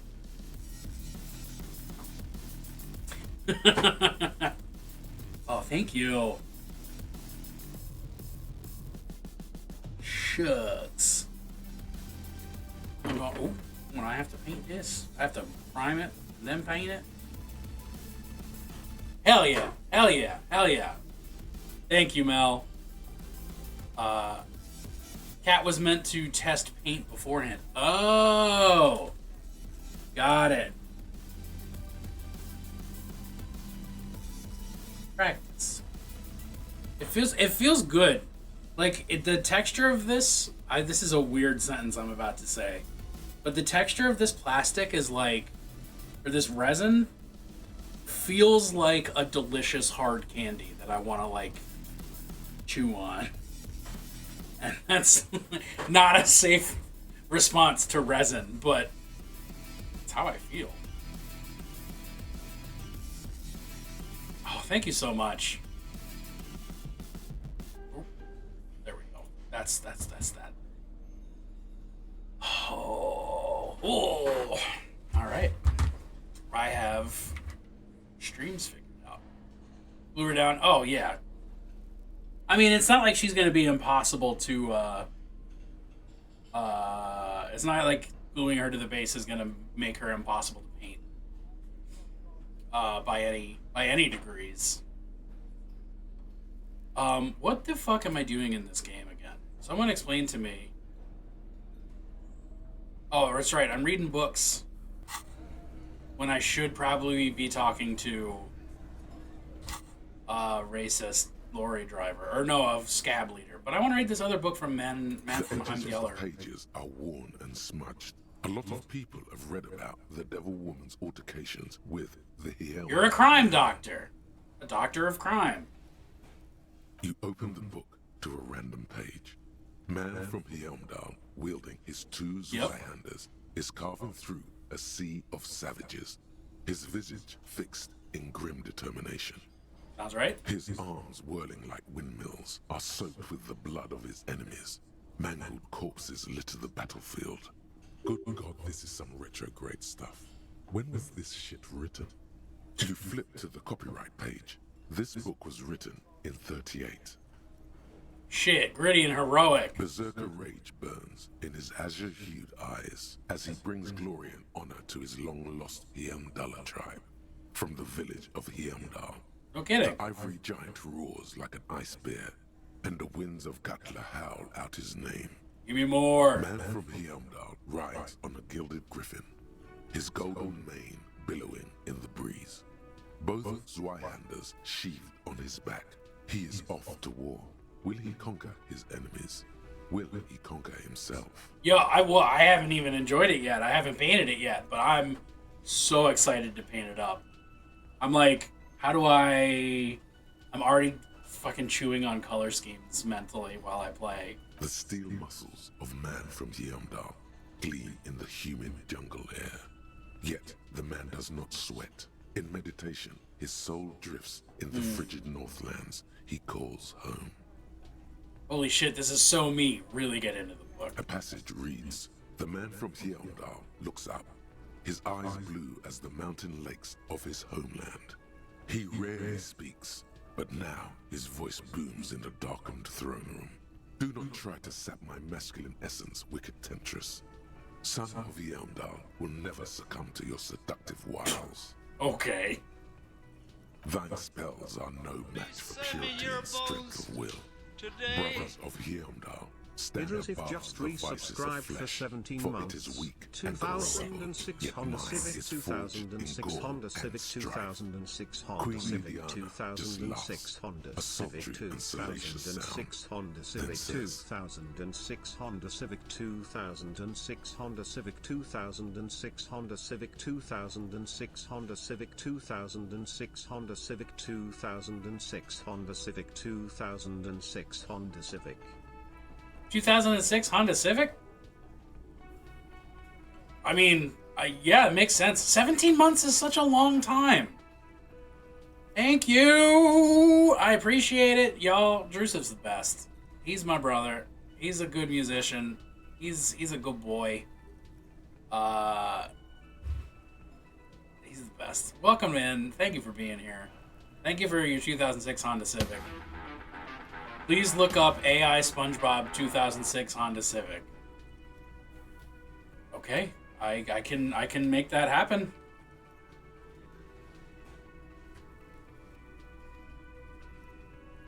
SpongeBob 2006 AI Honda Civic. AI SpongeBob 2006 Honda Civic.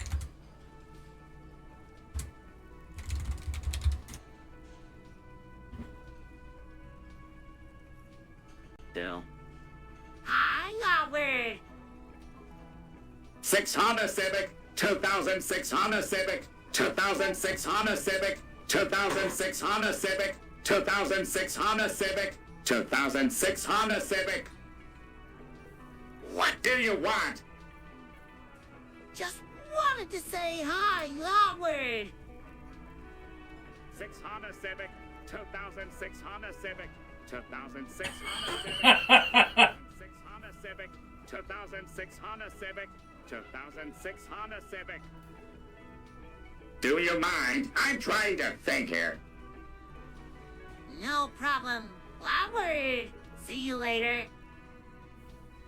6 Honda Civic, 2006 Honda Civic, 2006 Honda Civic, 2006 Honda Civic, 2006 Honda Civic, 2006 Honda Civic. Okay, cool. 2006 Honda Civic. 2006 Honda Civic. 2006 Honda Civic.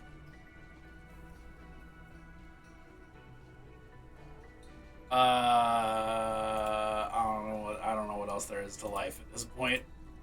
Queen Lydiana just laughs, a sultry and salacious sound, then says, 2006 Honda Civic. I have grand plans for you, man from Heimdall. She gestures her diabolical hand toward an array of potions and unguents. First, you shall please me. Then lead my armies against the vicious cannibals. Not a muscle moves in the face of the man from Heimdall. Yet inside, there is turmoil. Oh shit, the other Drew in my life! Sacrosanct. This dude made some kind of video program thing where you donate a certain amount of money and it plays the text you send. Fuck yeah. Oh hey, fancy seeing you too, Ratsky. Man, we got people to shout out. We got OIH. We got shout out all the people. Ouch. Yes. Apparently there's a cut on my finger, and I didn't know that. Did I do it? Hey, I did the fancy way. My rotten soldier. He's my sweet cheese. My good time boy. Boy. What's up, everybody? Welcome in.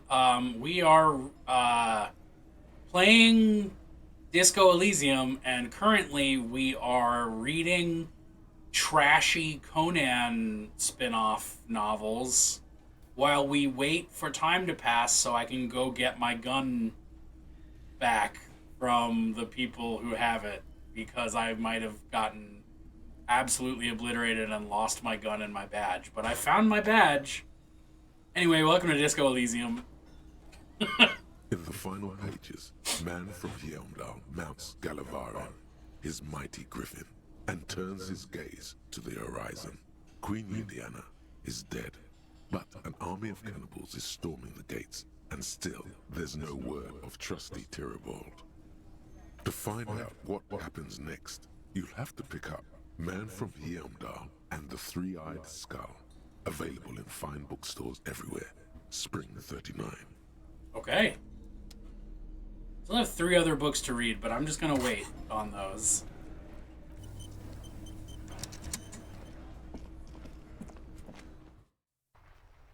I guess... Oh, wait, what's the... Where do I go to get my gun back? Near the old fish market. Okay. Walk past the fishing village till you see the boardwalk. Alright. Also look up Topaz for the gift I sent you. That felt good. Your heart's pounding nicely. Look up Topaz? To fuck off more often. No, you shouldn't. You're an officer of the law. Courtney, get my gun! I'm Courtney! Kim, I think I should tell people to fuck off more often. It felt really good. Not as a general rule, but that one was justified. Better to get the lay of the land before telling people to fuck off. That means you should do it whenever you feel like someone's disrespecting your authority. Fuck yeah, motherfuckers! That's the spirit. That fucking healed me!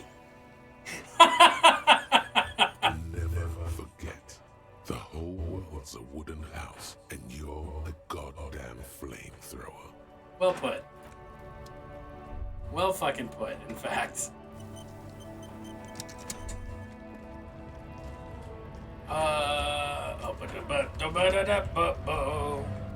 Can I pop that open? Is that a thing I need to do?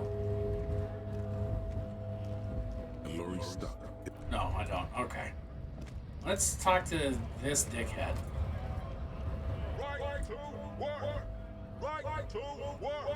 I think you may be able to help me decipher some tattoos. Don't think so. Suddenly, this feels like a really, really bad idea.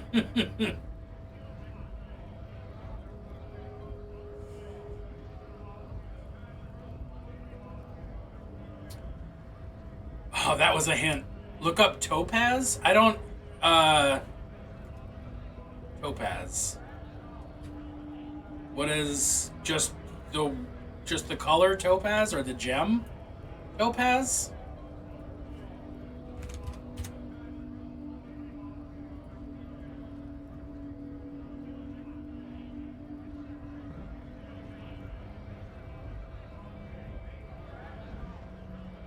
Can I get more of an explicit not hint because I'm a dingus who doesn't understand subtlety? Yeah.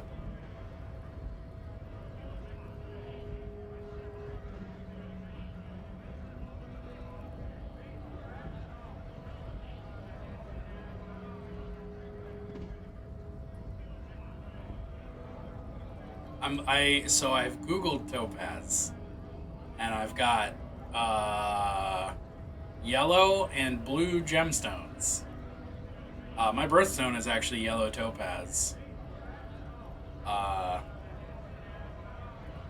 That's my great story right there. Can I get more direction on what I'm supposed to be doing? Topaz goblin? Nope, that gives me some cool looking rings, but...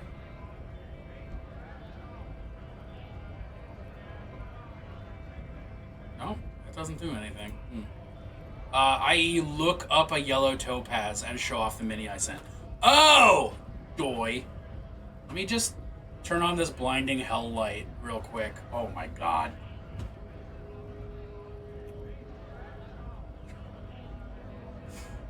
Where's my beat cam?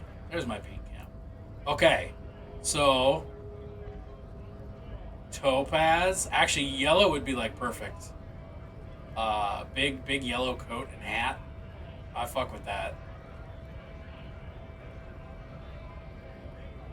She's a fucking goblin gunslinger with a delicious tum alone.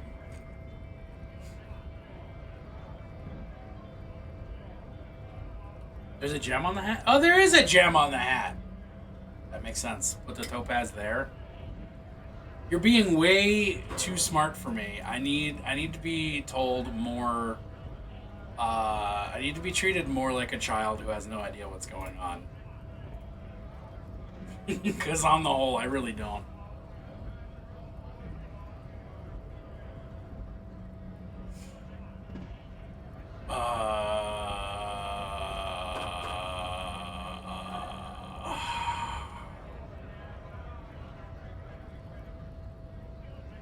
I think this is a bad idea, but I want to do it. Wordless, he takes the photo and looks at it. Grey eyes dart back and forth on the glossy surface. His face is unmoving, hard as a stone. But beneath it, you see dead flesh in colourful rivers of polychrome, melting skin and hair. Fucking loincloths really did him in. Tell me what the tattoo means? What it means. I can tell you what this one means. Only one. You want to hear what happened here? Yeah. Our cut is deep in the bush here. Deep in the fucking bush in Benito 41. Monsoon season. He's on a reconnaissance mission. He spent a month behind enemy lines, scouting kept villages. Nothing but fucking bugs and snakes for fun. Men are getting restless. There's talk of switching employers. With some strange emotion. This is about to get really graphic. No, let's hear him through. He's only a captain then, but he knows how these men think. If they don't see action soon. At dawn, he comes upon two kids, breeding in the bushes by the river. Or maybe they were breeding? Maybe they were just making eyes at each other. I like to think they were breeding. We shot the boy. He was useless, but the girl, she was nice. A little fat, you know, but not too old. She was quite the entertainment. For the week she lasted, expired in the hands of Sarge Mason. The kind of guy who'd make Chief there shit his pants. And if I can kill this man, I'm doing it. God. Mason couldn't let go. Cut her tits off of her cold body and ate them. Trigger warning, all the things. Said primitive spirits were watching over him now. Maybe it's this one? There we go. Drowned in a creek a week later. Spirits my ass. This guy came back from Nam with some issues. Something stirs in your stomach. Yeah. There's a word on the tip of your tongue. Colorless, odorless. It's... You're not really a scab leader, are you? Fucking mask is getting sweaty. I want to take my mask off. But he's under orders. And orders are orders.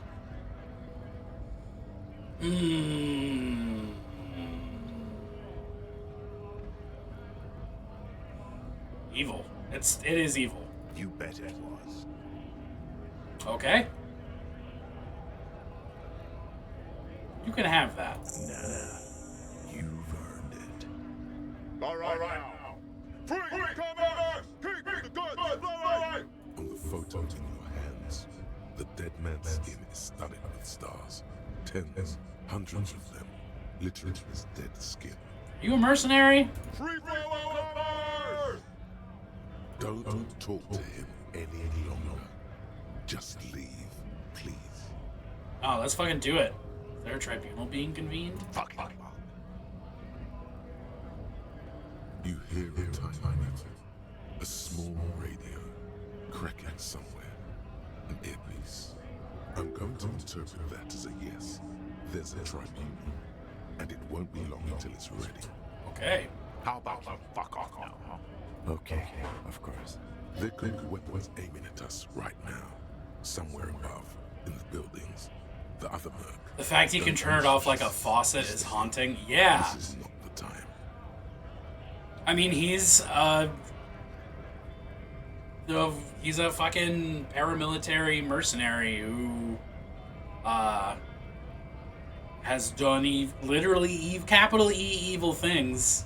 The man's breathing. And is currently trying to strike break on behalf of a fucking mega corporation. He's trying to get his right to work dance back on. It's hard to do that when you want to beat a man into his pulp instead. Yeah, no fucking kidding. Wow! Wow! Yeah, that is a done task. Alright, I'm gonna go get my gun back so I can come back here and shoot that guy. Holy moly!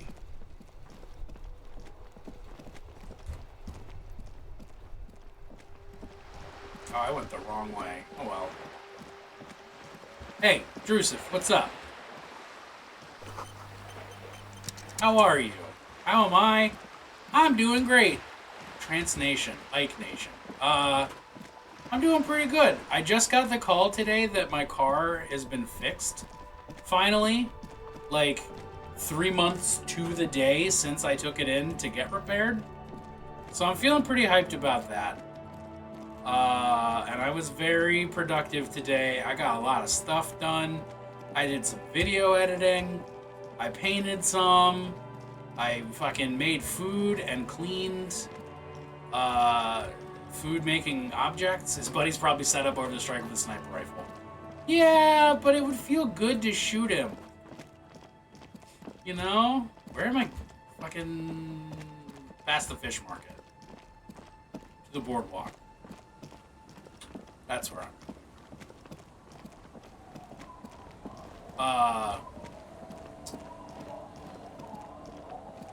Yeah, no, it was a good day. It was a good day.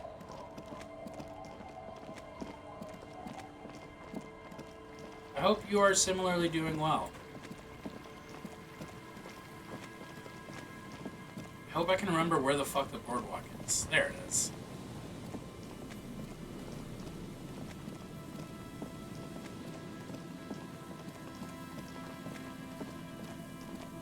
I hope you're doing well too. I'm sorry we haven't had a chit chat recently. Or a skitscat. Or really a scrabopple. Or a scrimbus. Or a convention. A convening. Any of those things. I wish 4 fictional minutes would pass.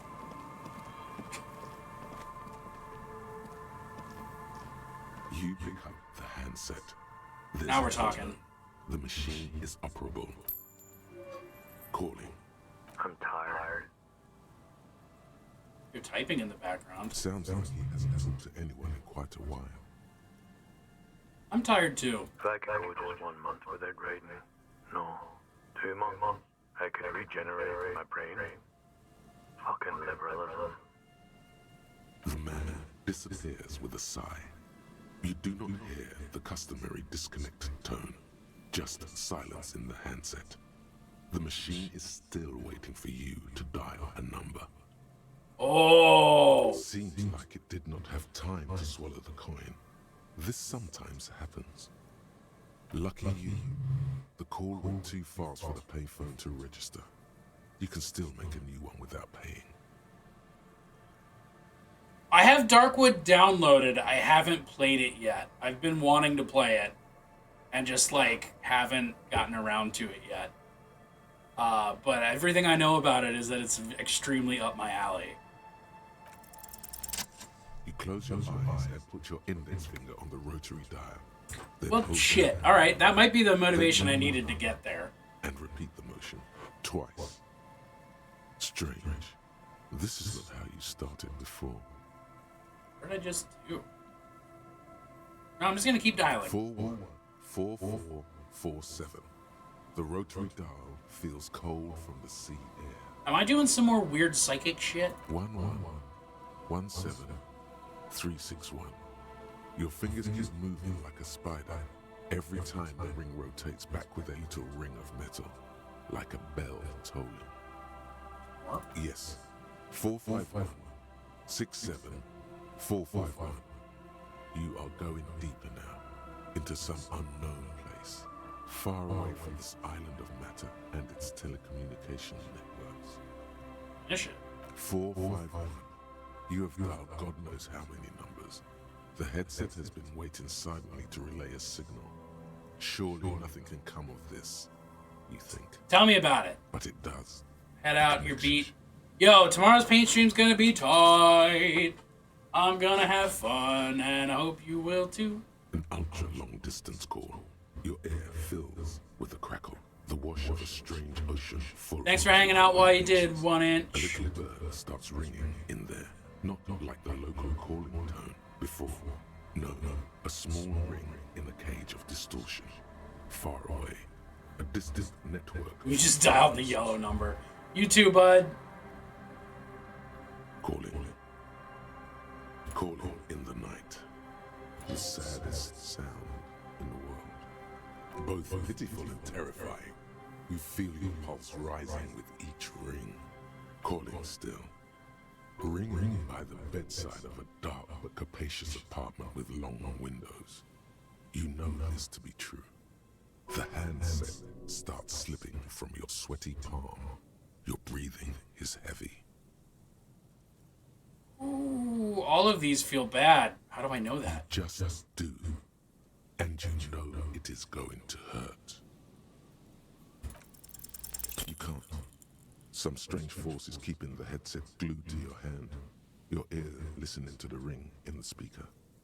Calling still. Then the ocean breaks. Out of the depths, a woman's voice emerges. I'm gonna miss getting my gun because I'm having a fucking traumatic experience. You've ever heard.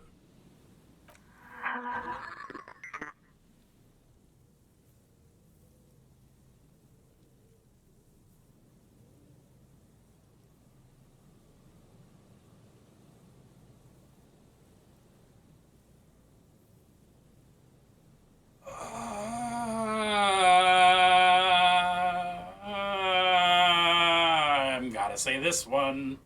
I'm a revolutionary servant of humanity. I will free mankind and abolish the classes. I will raise the dead. You're not a revolutionary, Harry. You're drunk.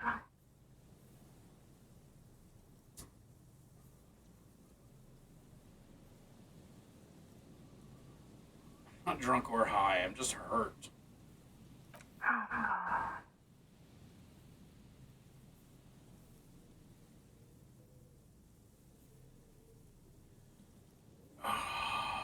Do you know what time it is?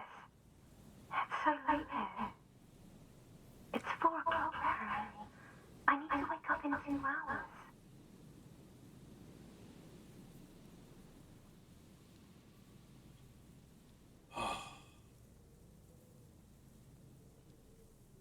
Sound like you're in another world. I'm in a rover, sleeping.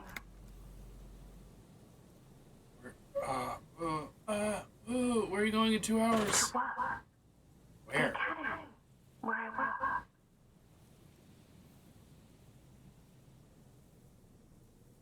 That sounds better than my job. I'm happy. No response, only a sigh. The connection crackles like burning paper. I am the law. I'm a detective. I'm doing a case. There's a hanged man. Does not answer anymore. I'm gonna solve it. Disconnect tone. The machine ran out of money. Okay, well, I know that my former partner isn't dead, at least, and that feels okay. Run. To the church. Home. Anywhere but here. Anything but calling her again. No, let's get my gun and then experience trauma some more, you know? Alright.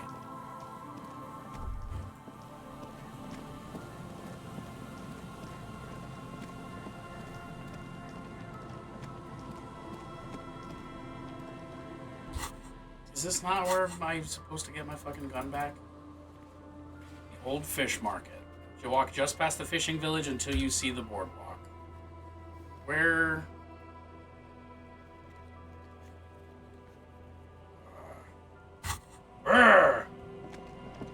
I'm intrigued by talking to my ex, I guess, but...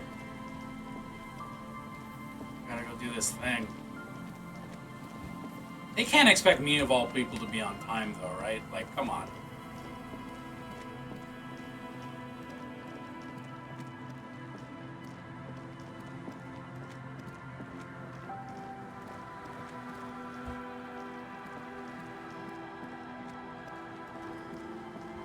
At this rate, no, I'm probably not ever gonna get my gun.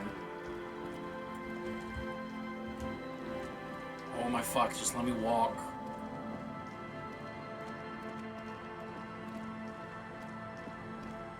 That's the fishing village.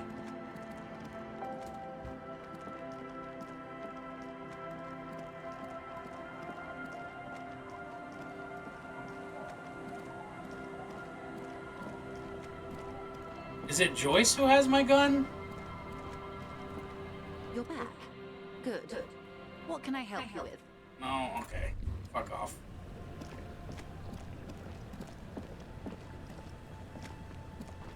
The sea's gonna calm down soon. I can feel it. Oh.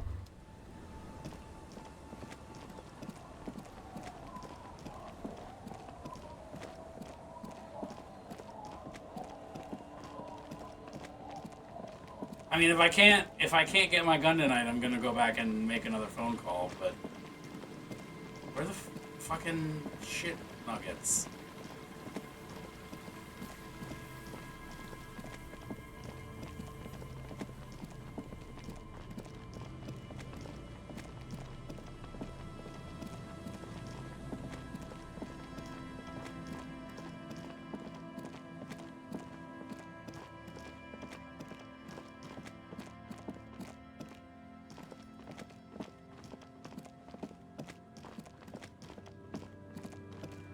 There's no way the perp is in here, officer.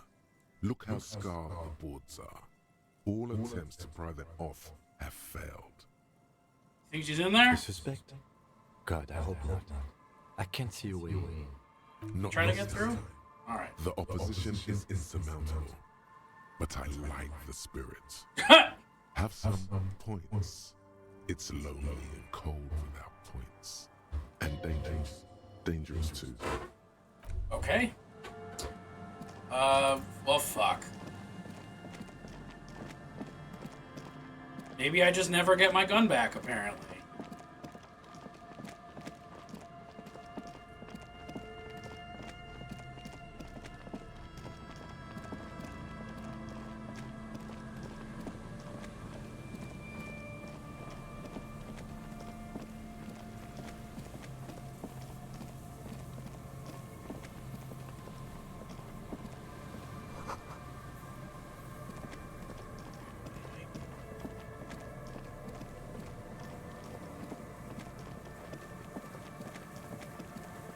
Oh, shit!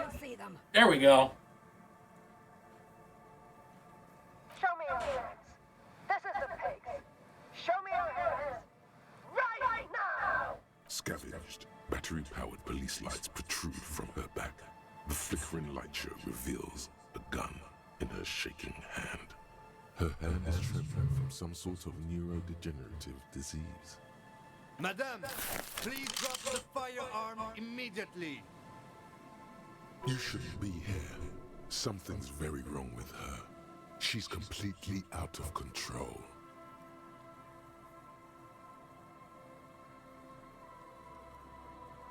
The man appears to be pulling out an object from his pocket.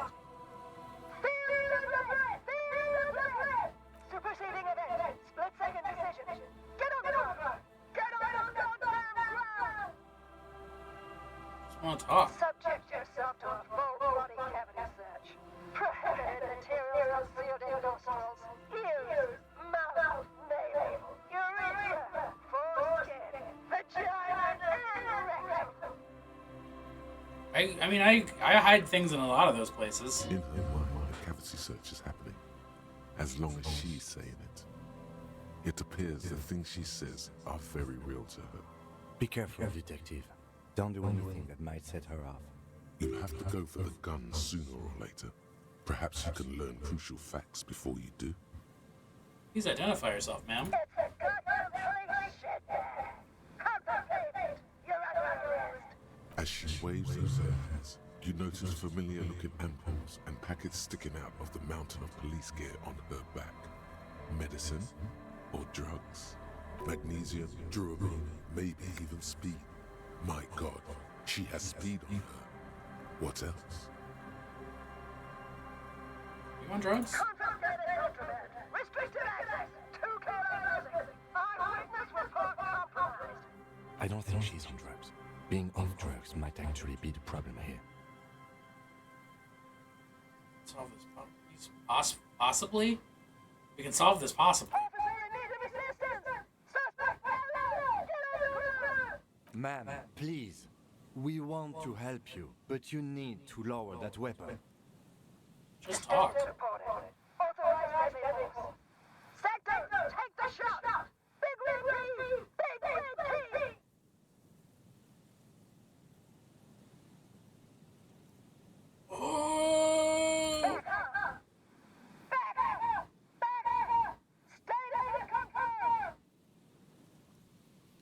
Lieutenant W. Freighter, Harry Dubois, 41st Precinct. This is my partner, Lieutenant Kitsuragi from the 57th. No. I thought Mr. Moran. Gareth.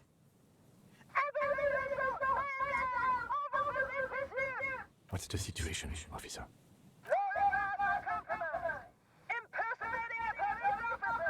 Does she not believe you two are actually police officers? What if she's right and I actually am a police and I am an imposter? We really are cops. Look, white rectangles. I'm gonna show her my badge. License and registration. Come in this side. Sector. It's not a code, just disjointed words. She's losing it. One twitch and there will be blood.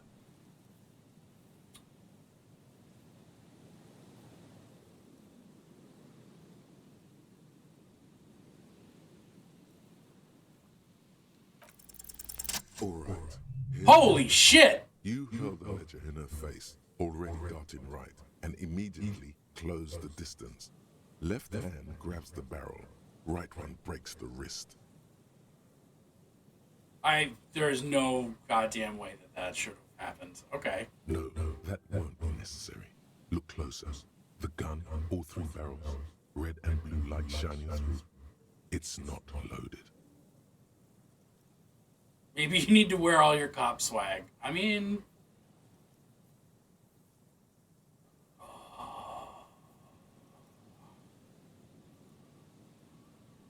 Pull the trigger, I dare you. God, I almost blew her head off. What is this? This isn't police issue. Police weapons have bullets. This isn't real. Police don't have bullets. What is this? Why did you sell me this? She looks devastated. Grab the gun right now. This might be your own chance. No one ever cares anymore. Why would they treat me like this? This limb-embedded machine of pain and undignified suffering is grinding to a halt. Tired of walking the desert, it doesn't want to feel or think anymore. I'm gonna fucking cry. We need to figure out what to do with her now. Nobody's ever around. Nobody ever comes to visit me. Very sorry this is how life turned out for you. Her scratched skin is warm to the touch, but the person inside doesn't even know you're there. What do you think is happening to her? She's in a stupor. I've seen this before. God knows for how long. Could be days when they get like this. Why was she like this in the first place? Honestly, I don't know. Dementia, probably. Dementia and Channel 8 and loneliness. Neurodegenerative disease. Could be. Her hands were trembling and she did seem uncoordinated. But what are we gonna do with her? I hate this sentence. I don't think there's any need for that. In her current state, and without the gun, she isn't really a threat to anyone. We could let Titus know. This is a proper problem for the peacekeepers to handle. They might know our family.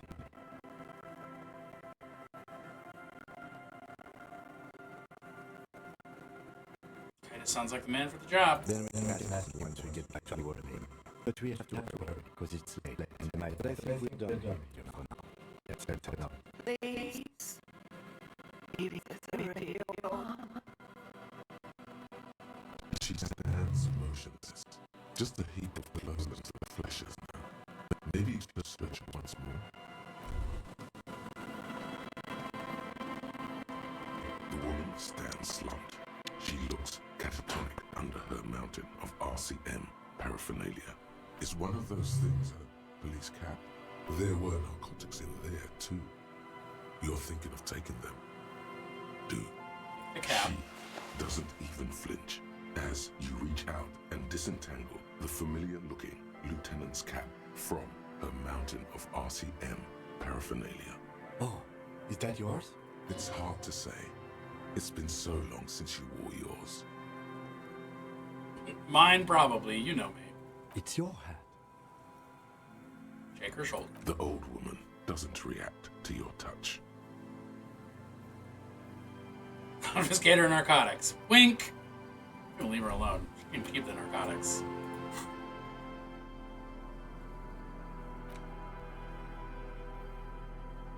+1 authority. Fancy. Kim, let's get the fuck out of here. Let's call my ex again and see how that'll go. A metal payphone under a yellow plastic dome. There's a bitter, caustic taste on the tip of your tongue. Yeah, she probably needs them more than you. Yeah, no doubt. I do want to do another run of this game where I just take, like, all the drugs. Life is garbage. Oh, tight. You dial the number again. 26 pulls of the rotary dial. The machine eats the coin, and a terrifying ocean of distance rustles in your ear. In the middle of it, a familiar ring. Small, distorted. Calling, calling, calling, calling, calling, calling, calling. It looks like she doesn't want to pick it up, Harry. Stop scaring her.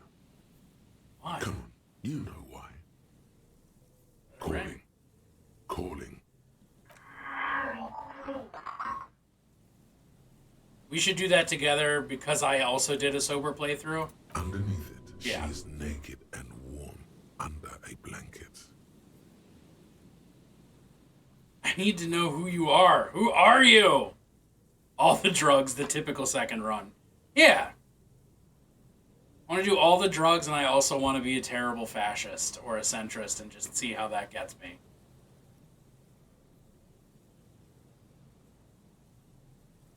Who are you? Phone hanging up. Disconnect tone. Let's go. Let's just get deep in it. As you've done many times. You remember it well now. Calling, calling, calling, calling, calling, calling, and calling. For who knows how long. But no. Okay. Cool. It's good to know that I have an automatic morale damager whenever I want one.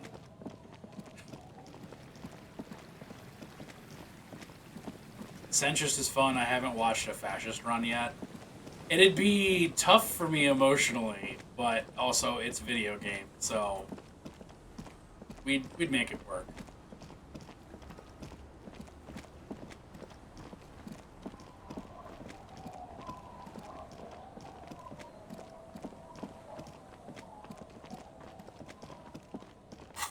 It's a video game, but it's still real hard. Yeah, no, specifically though. Probably solve a lot more crime. If I had a gun and was a fascist and also did a lot of drugs.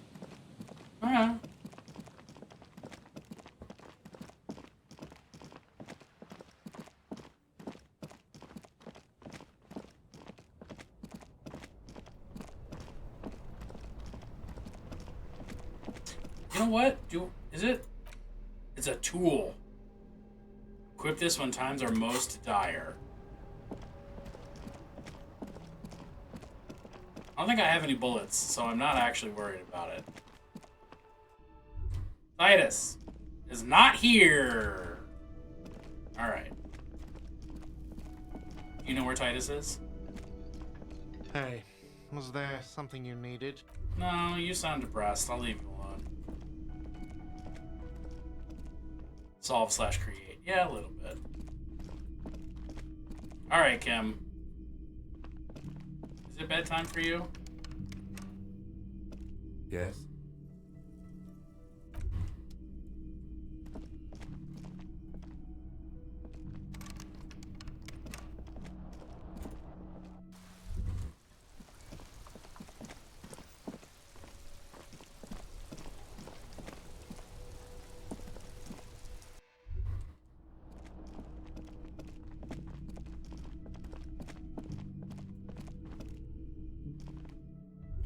I know, but I want to. Hey, was there got the 20 real? Then why are you wasting my...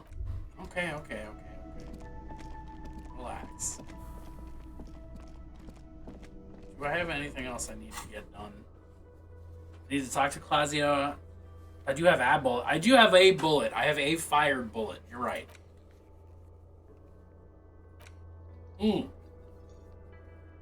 I need to go talk about communism. I can't believe I almost forgot to do that. I just went to sleep like a dingus.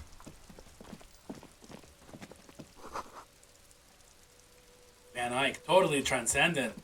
Hardcore! Why is Kuno always out here? And Kuno S for that matter.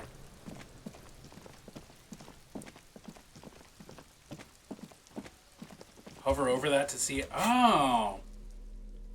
I've got 2 bullets.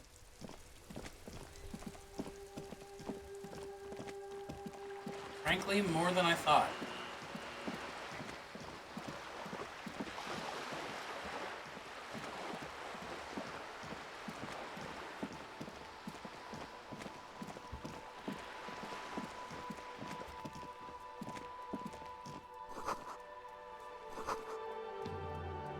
Sounds like an obscure live performance in a dirty underground bunker. I mean, yeah.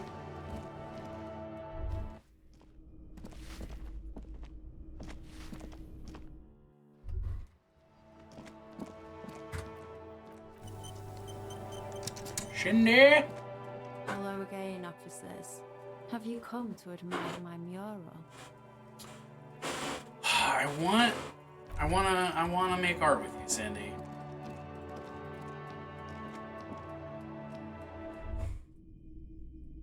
I also want to talk about communism. You're back. Let's talk about inframaterialism. Yes. Let's get right to it. His companion leans forward, ready to jump in. Cindy's too cool to collab with a cop, surely. I mean, probably. They're impressed that you dove right into the most advanced parts of the theory. Half an hour evaporates and the conversation is still wending its way toward new and unexpected places.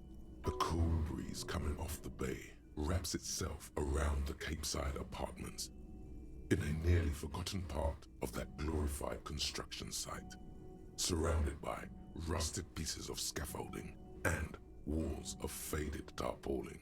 A detective of the RCM debates the intricacies of an abstruse theory with a pair of university students. You're saying President Knezinski has never opened a book? No, I want to talk about the Pale.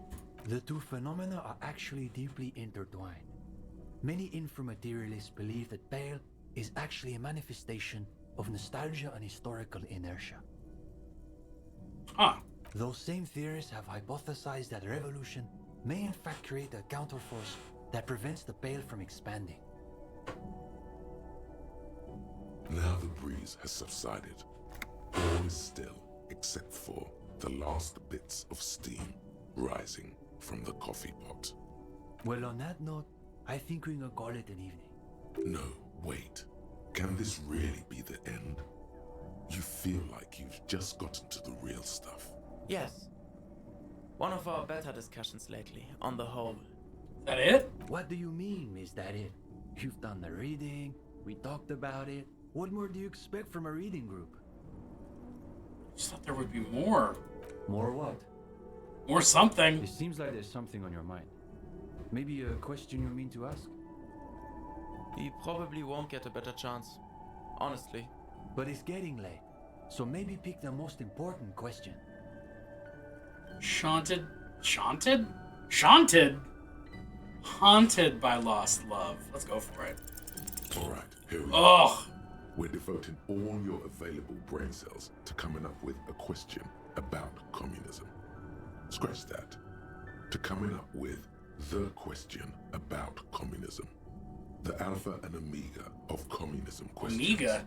And that question is, maybe in another life, but not this one. Face it, this is the question that's been simmering inside you all along. No. This was supposed to take your mind off the other thing. Maybe I should keep this one to myself. It's too late. You've already opened your mouth to speak. The young man gives you a slightly confused look, as though he's sure you asked something else and he simply misheard. Somehow, it sounded even worse out loud. You only said what everyone else was thinking. Look around. Do you see any women here? Christ. He wants to know if women are bourgeois, Stepan. Yes, I heard him. Give me a moment. What makes you ask that question above any other? It's just what my brain told me to say. Because they won't let me forget the life we used to have together. That's that. Ah, gendarme. Your problem isn't ideological, it's personal.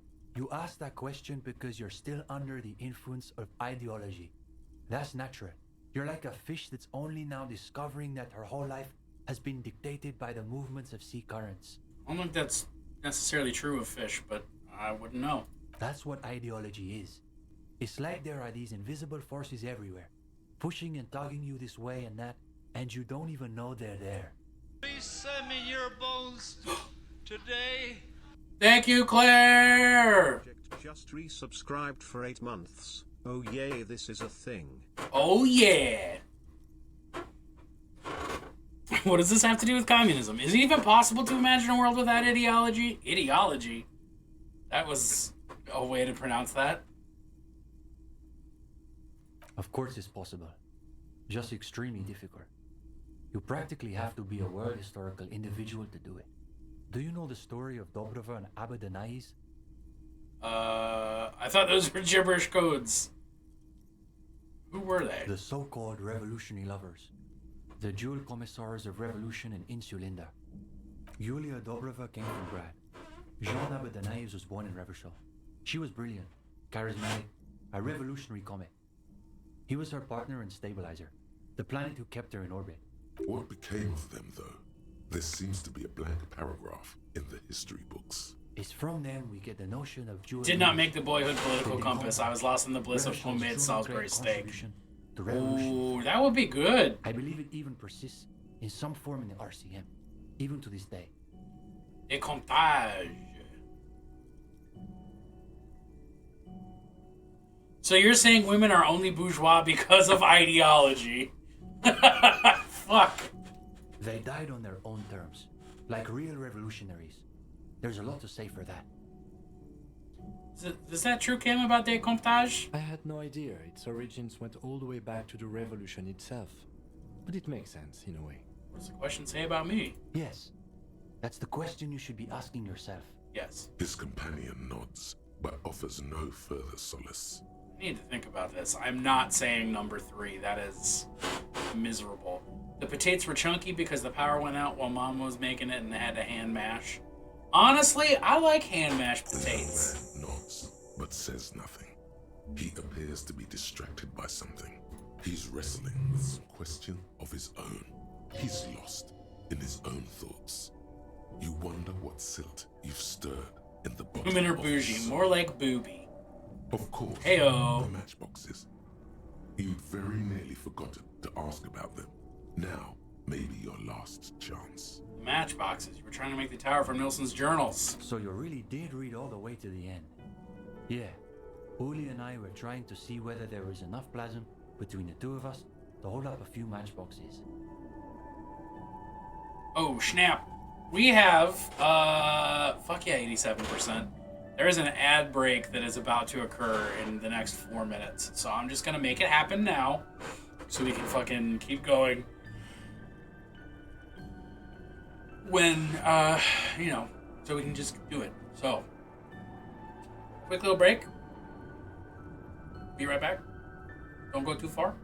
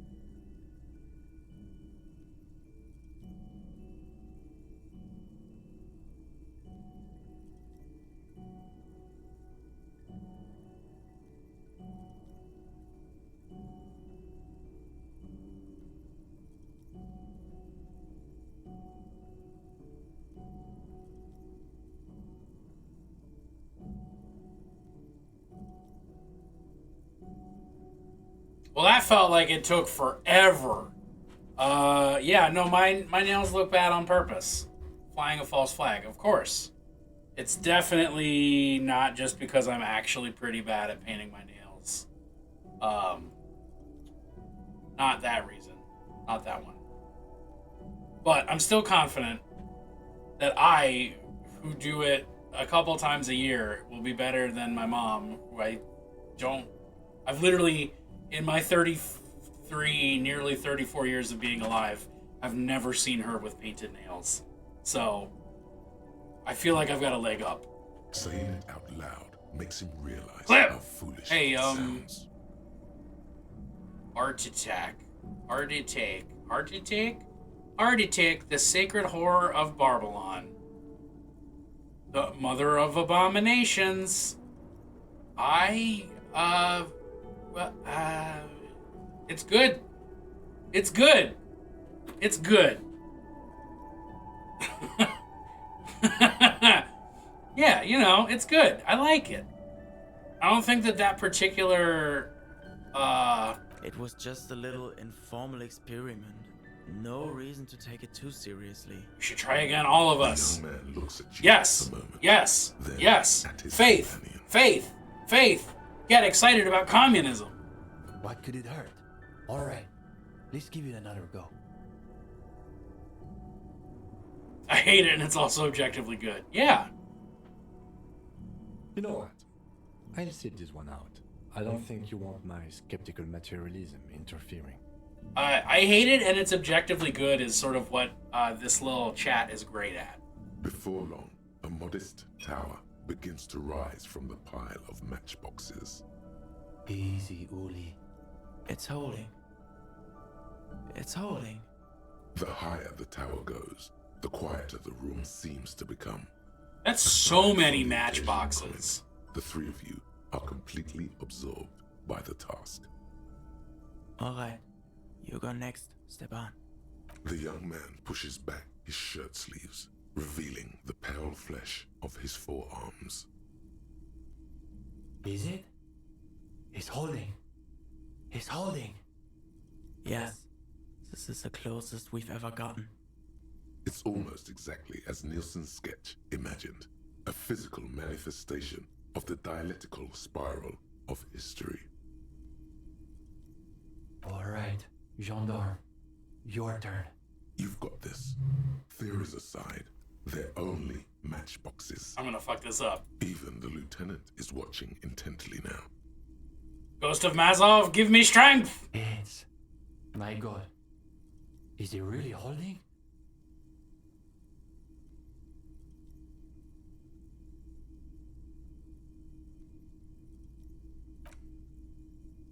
It is. It is. I got so wet today. I hung up my vest like an hour ago when I got home, and it's still dripping. Yo, it rained really fucking hard up here. There, in the middle of the floor, the winding spire quivers with an improbable energy. This is impossible, right? There's no way it's really staying up like that. But it is. It is. For a long moment, no one says a word. Even the lieutenant is transfixed.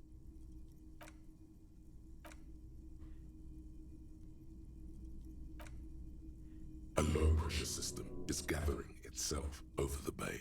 It's begun to tug violently at the tarpaulins. You built communism!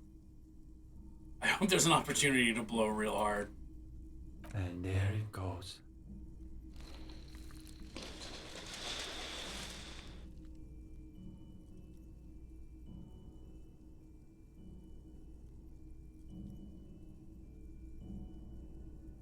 It was miraculous.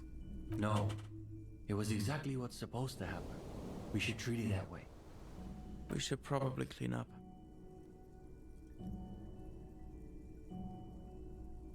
Clean up means push them all to the side. Well, I think we're probably finished here, Detective. Yeah, I think so. Wait a minute. If you don't mind, we wanted to get your opinion on something. A few little changes we've been thinking about. Okay. Nothing too major, I think. We were talking potentially about relaxing some parts of our admissions process.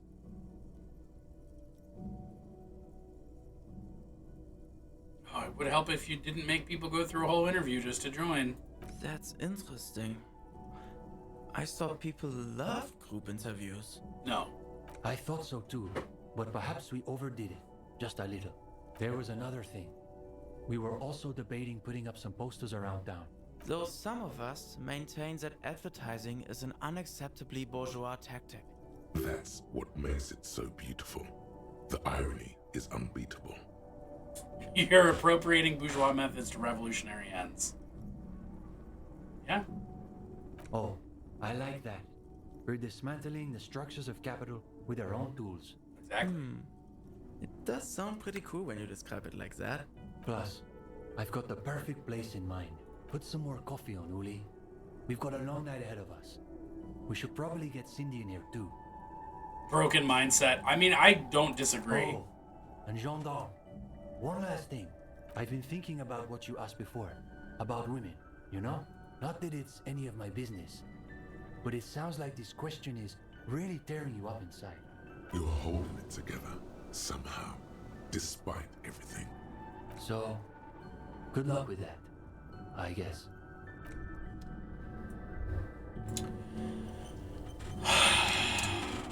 Yeah, that's an autosave. Oh my. Look at all these skill points I got. You think I should learn how to do some stuff?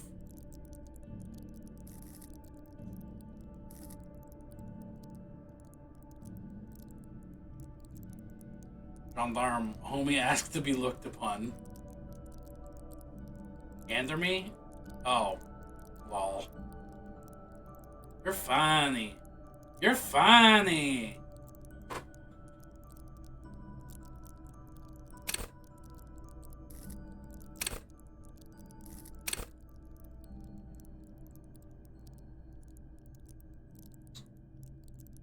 I bet your communism score is through the roof. I think that's a safe bet. 39, baby. We're almost at 40. We're almost at 40.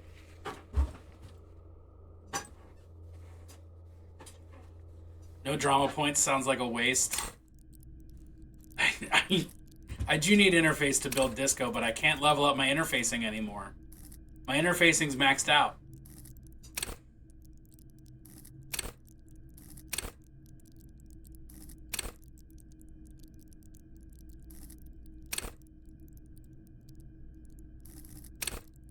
I feel like that's going to be useful. As well as that. And that.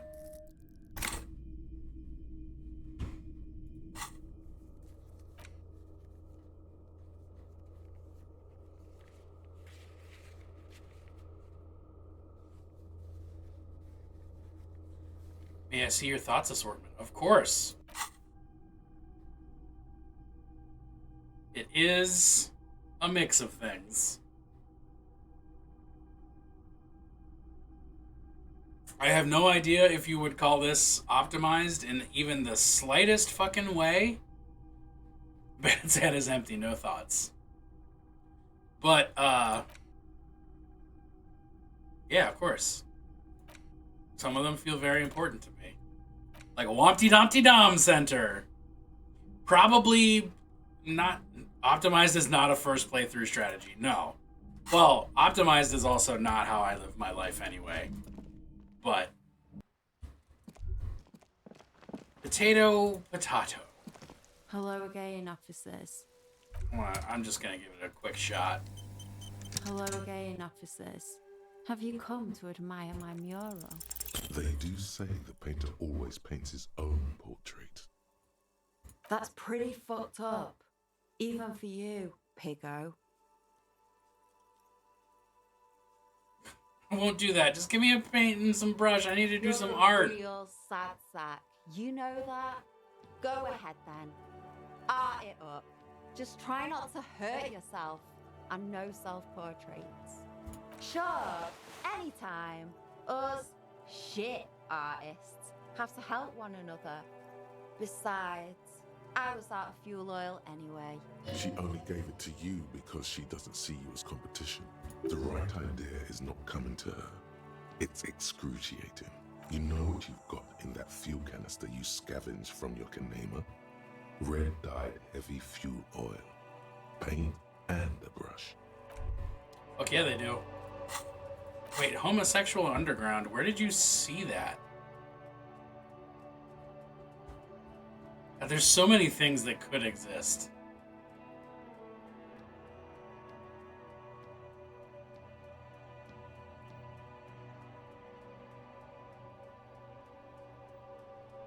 Oh yeah, homosexual underground. You're right. You're right. There it is.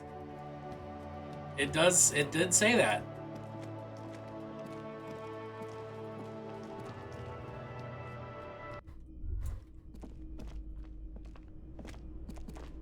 I'm gonna paint this fucking wall, and I'm gonna make a gorgeous, beautiful art picture. It's not the way to get there, though.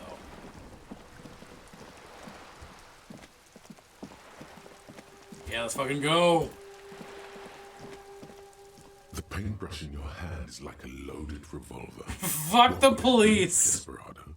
Quite a few things come to mind.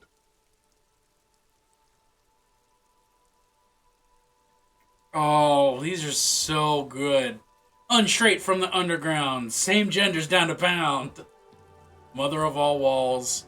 What shadow lies there beneath the bright gleam? Draw a 3,500-year-old pictogram of a human being. Renee lives. Something beautiful is going to happen. No parking.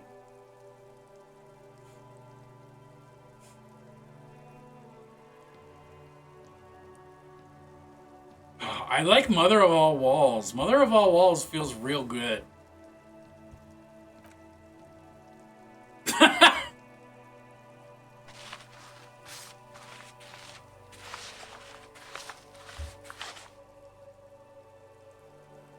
You've spoken. The wall will now silently repeat the message for a decade or so, until the sea air degrades the paint, adding another layer of detritus to the city. Very poetic. Real poetry. Should we return to our murder investigation? I hear there's a really bad one we are supposed to solve. Come on, Kim. Come on. Come on. I did great. Come on.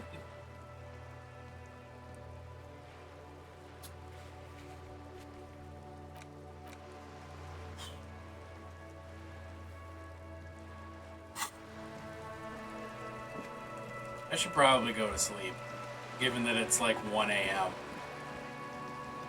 In-game, not in my life.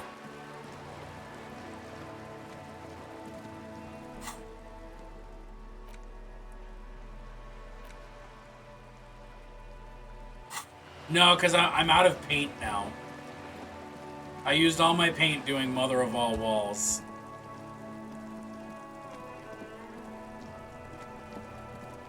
Feels kind of poetical.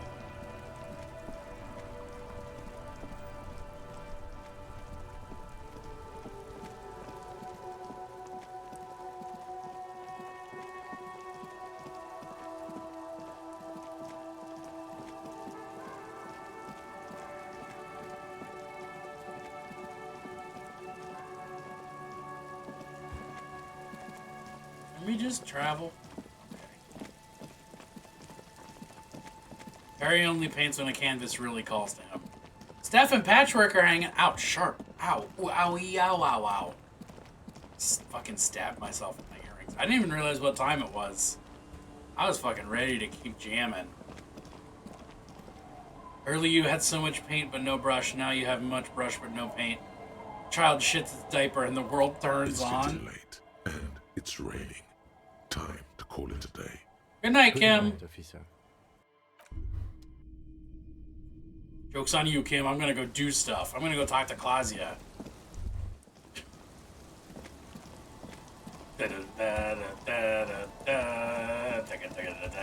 Secret missions. Without Kim around. Secret missions. Staying low to the ground. I'm ducking. I'm dodging. I'm weaving. And I'm even. Probably shouldn't do that last one, but damn. Alright.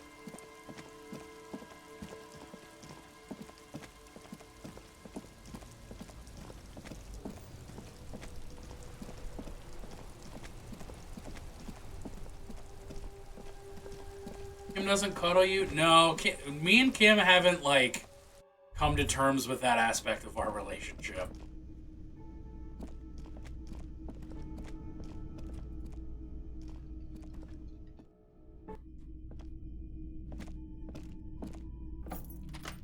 Killing like a villain, thieving like a Steven. Ain't no party like a sorry cop party, because a sorry cop party don't start. Fuck, where is she?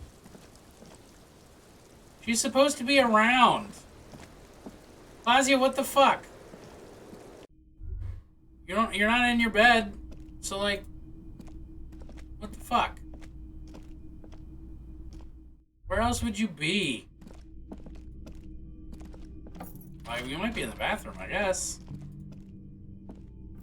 Oh, doesn't seem like it. Okay.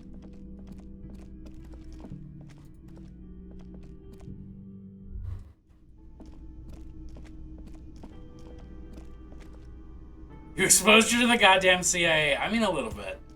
Kim probably isn't a good reciprocal cuddler. He seems stiff as a board.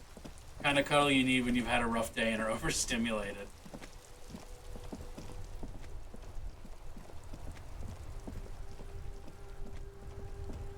Well, Kim's car is just straight gone. Did he just go home? Is he not sleeping in the rags anymore?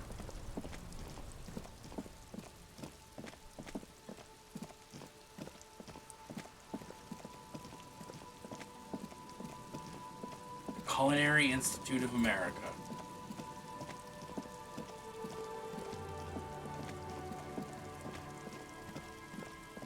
The far-reaching tendrils of those chefs know no bounds.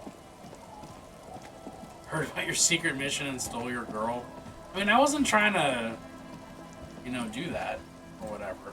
All right, let's do my. It's getting late, and yeah, let's do the bedtime experience. the bed is comforting, if a bit run down. Still, you've earned a rest. So we're gonna do the fall asleep thing, and then we're gonna raid out. The place feels almost like home now. Quiet and dignified around you.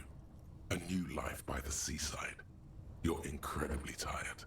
The darkness and warmth come fast. You're falling asleep. It's easier this time. Drifting off, your head has found a comfortable indent in the pillow. Your legs and your torso feel like lead weights sinking to the bottom of the sea. Until there's suddenly light. This respite, you've earned it, brother. Bask in the darkness. Let it swallow you up and swivel you around while you forget everything you've managed to remember. Last dream? No, this is the one before that. We'll just keep cycling it for you if you don't mind. As long as we can. Spin it like black yarn. Enjoy it while it lasts. Thank you, Darkness. You're welcome, Harry boy. You earned it.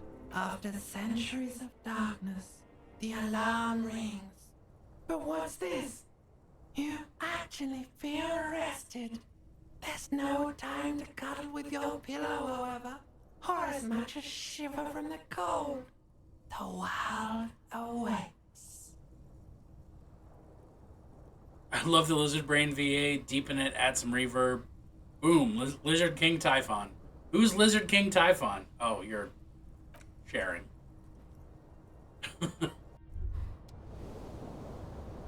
Yay, I'm healed. I don't look well rested. I can just shake my head frustratedly, repeatedly.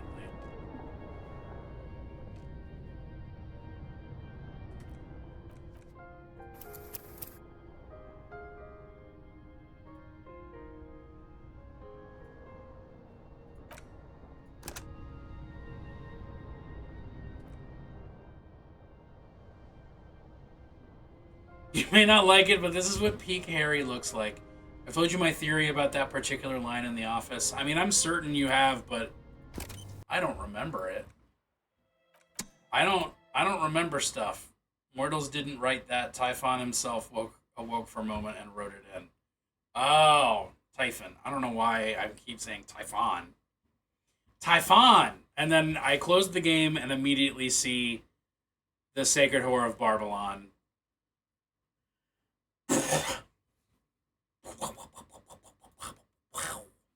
Alright.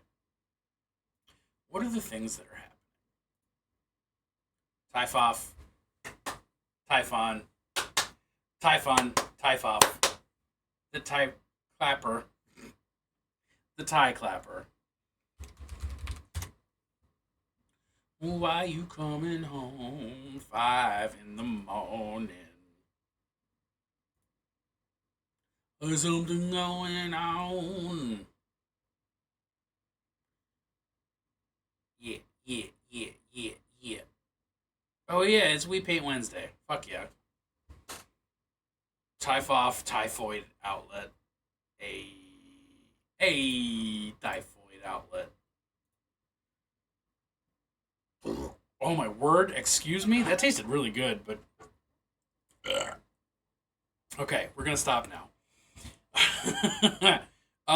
Tomorrow night, I will be on 1 Inch Heroes channel, painting Demons. Dr. Beast! I like just the hint of the, like, wind chime at the end of that. That's nice.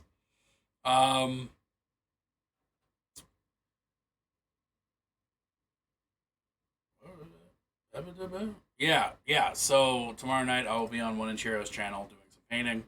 Friday during the day, I will also be painting a demon, but it'll be a different demon. And then next week will be next week. I can't believe it's like already the end of Wednesday. That's wild. It's already July. I thought it was not July yet. Anyway, I don't need to wax poetical about how time does or doesn't work, because it doesn't. I love y'all. Please be wonderful. Please continue to kick all the butts and make me happy, because you're great. And kick some ass. Kick butts and ass. I don't know what the difference there is, but there's a difference. There's a difference. When you learn what it is, you will be ascending to a true master.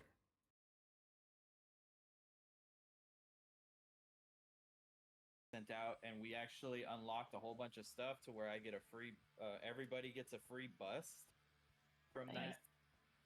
So that was cool. And then oh shit. Oops. Hey, Holy Fireman, thank you for the raid. Hey. Party 2. Who was joining you today? Oh Jesus. There it is. There's the ear blast.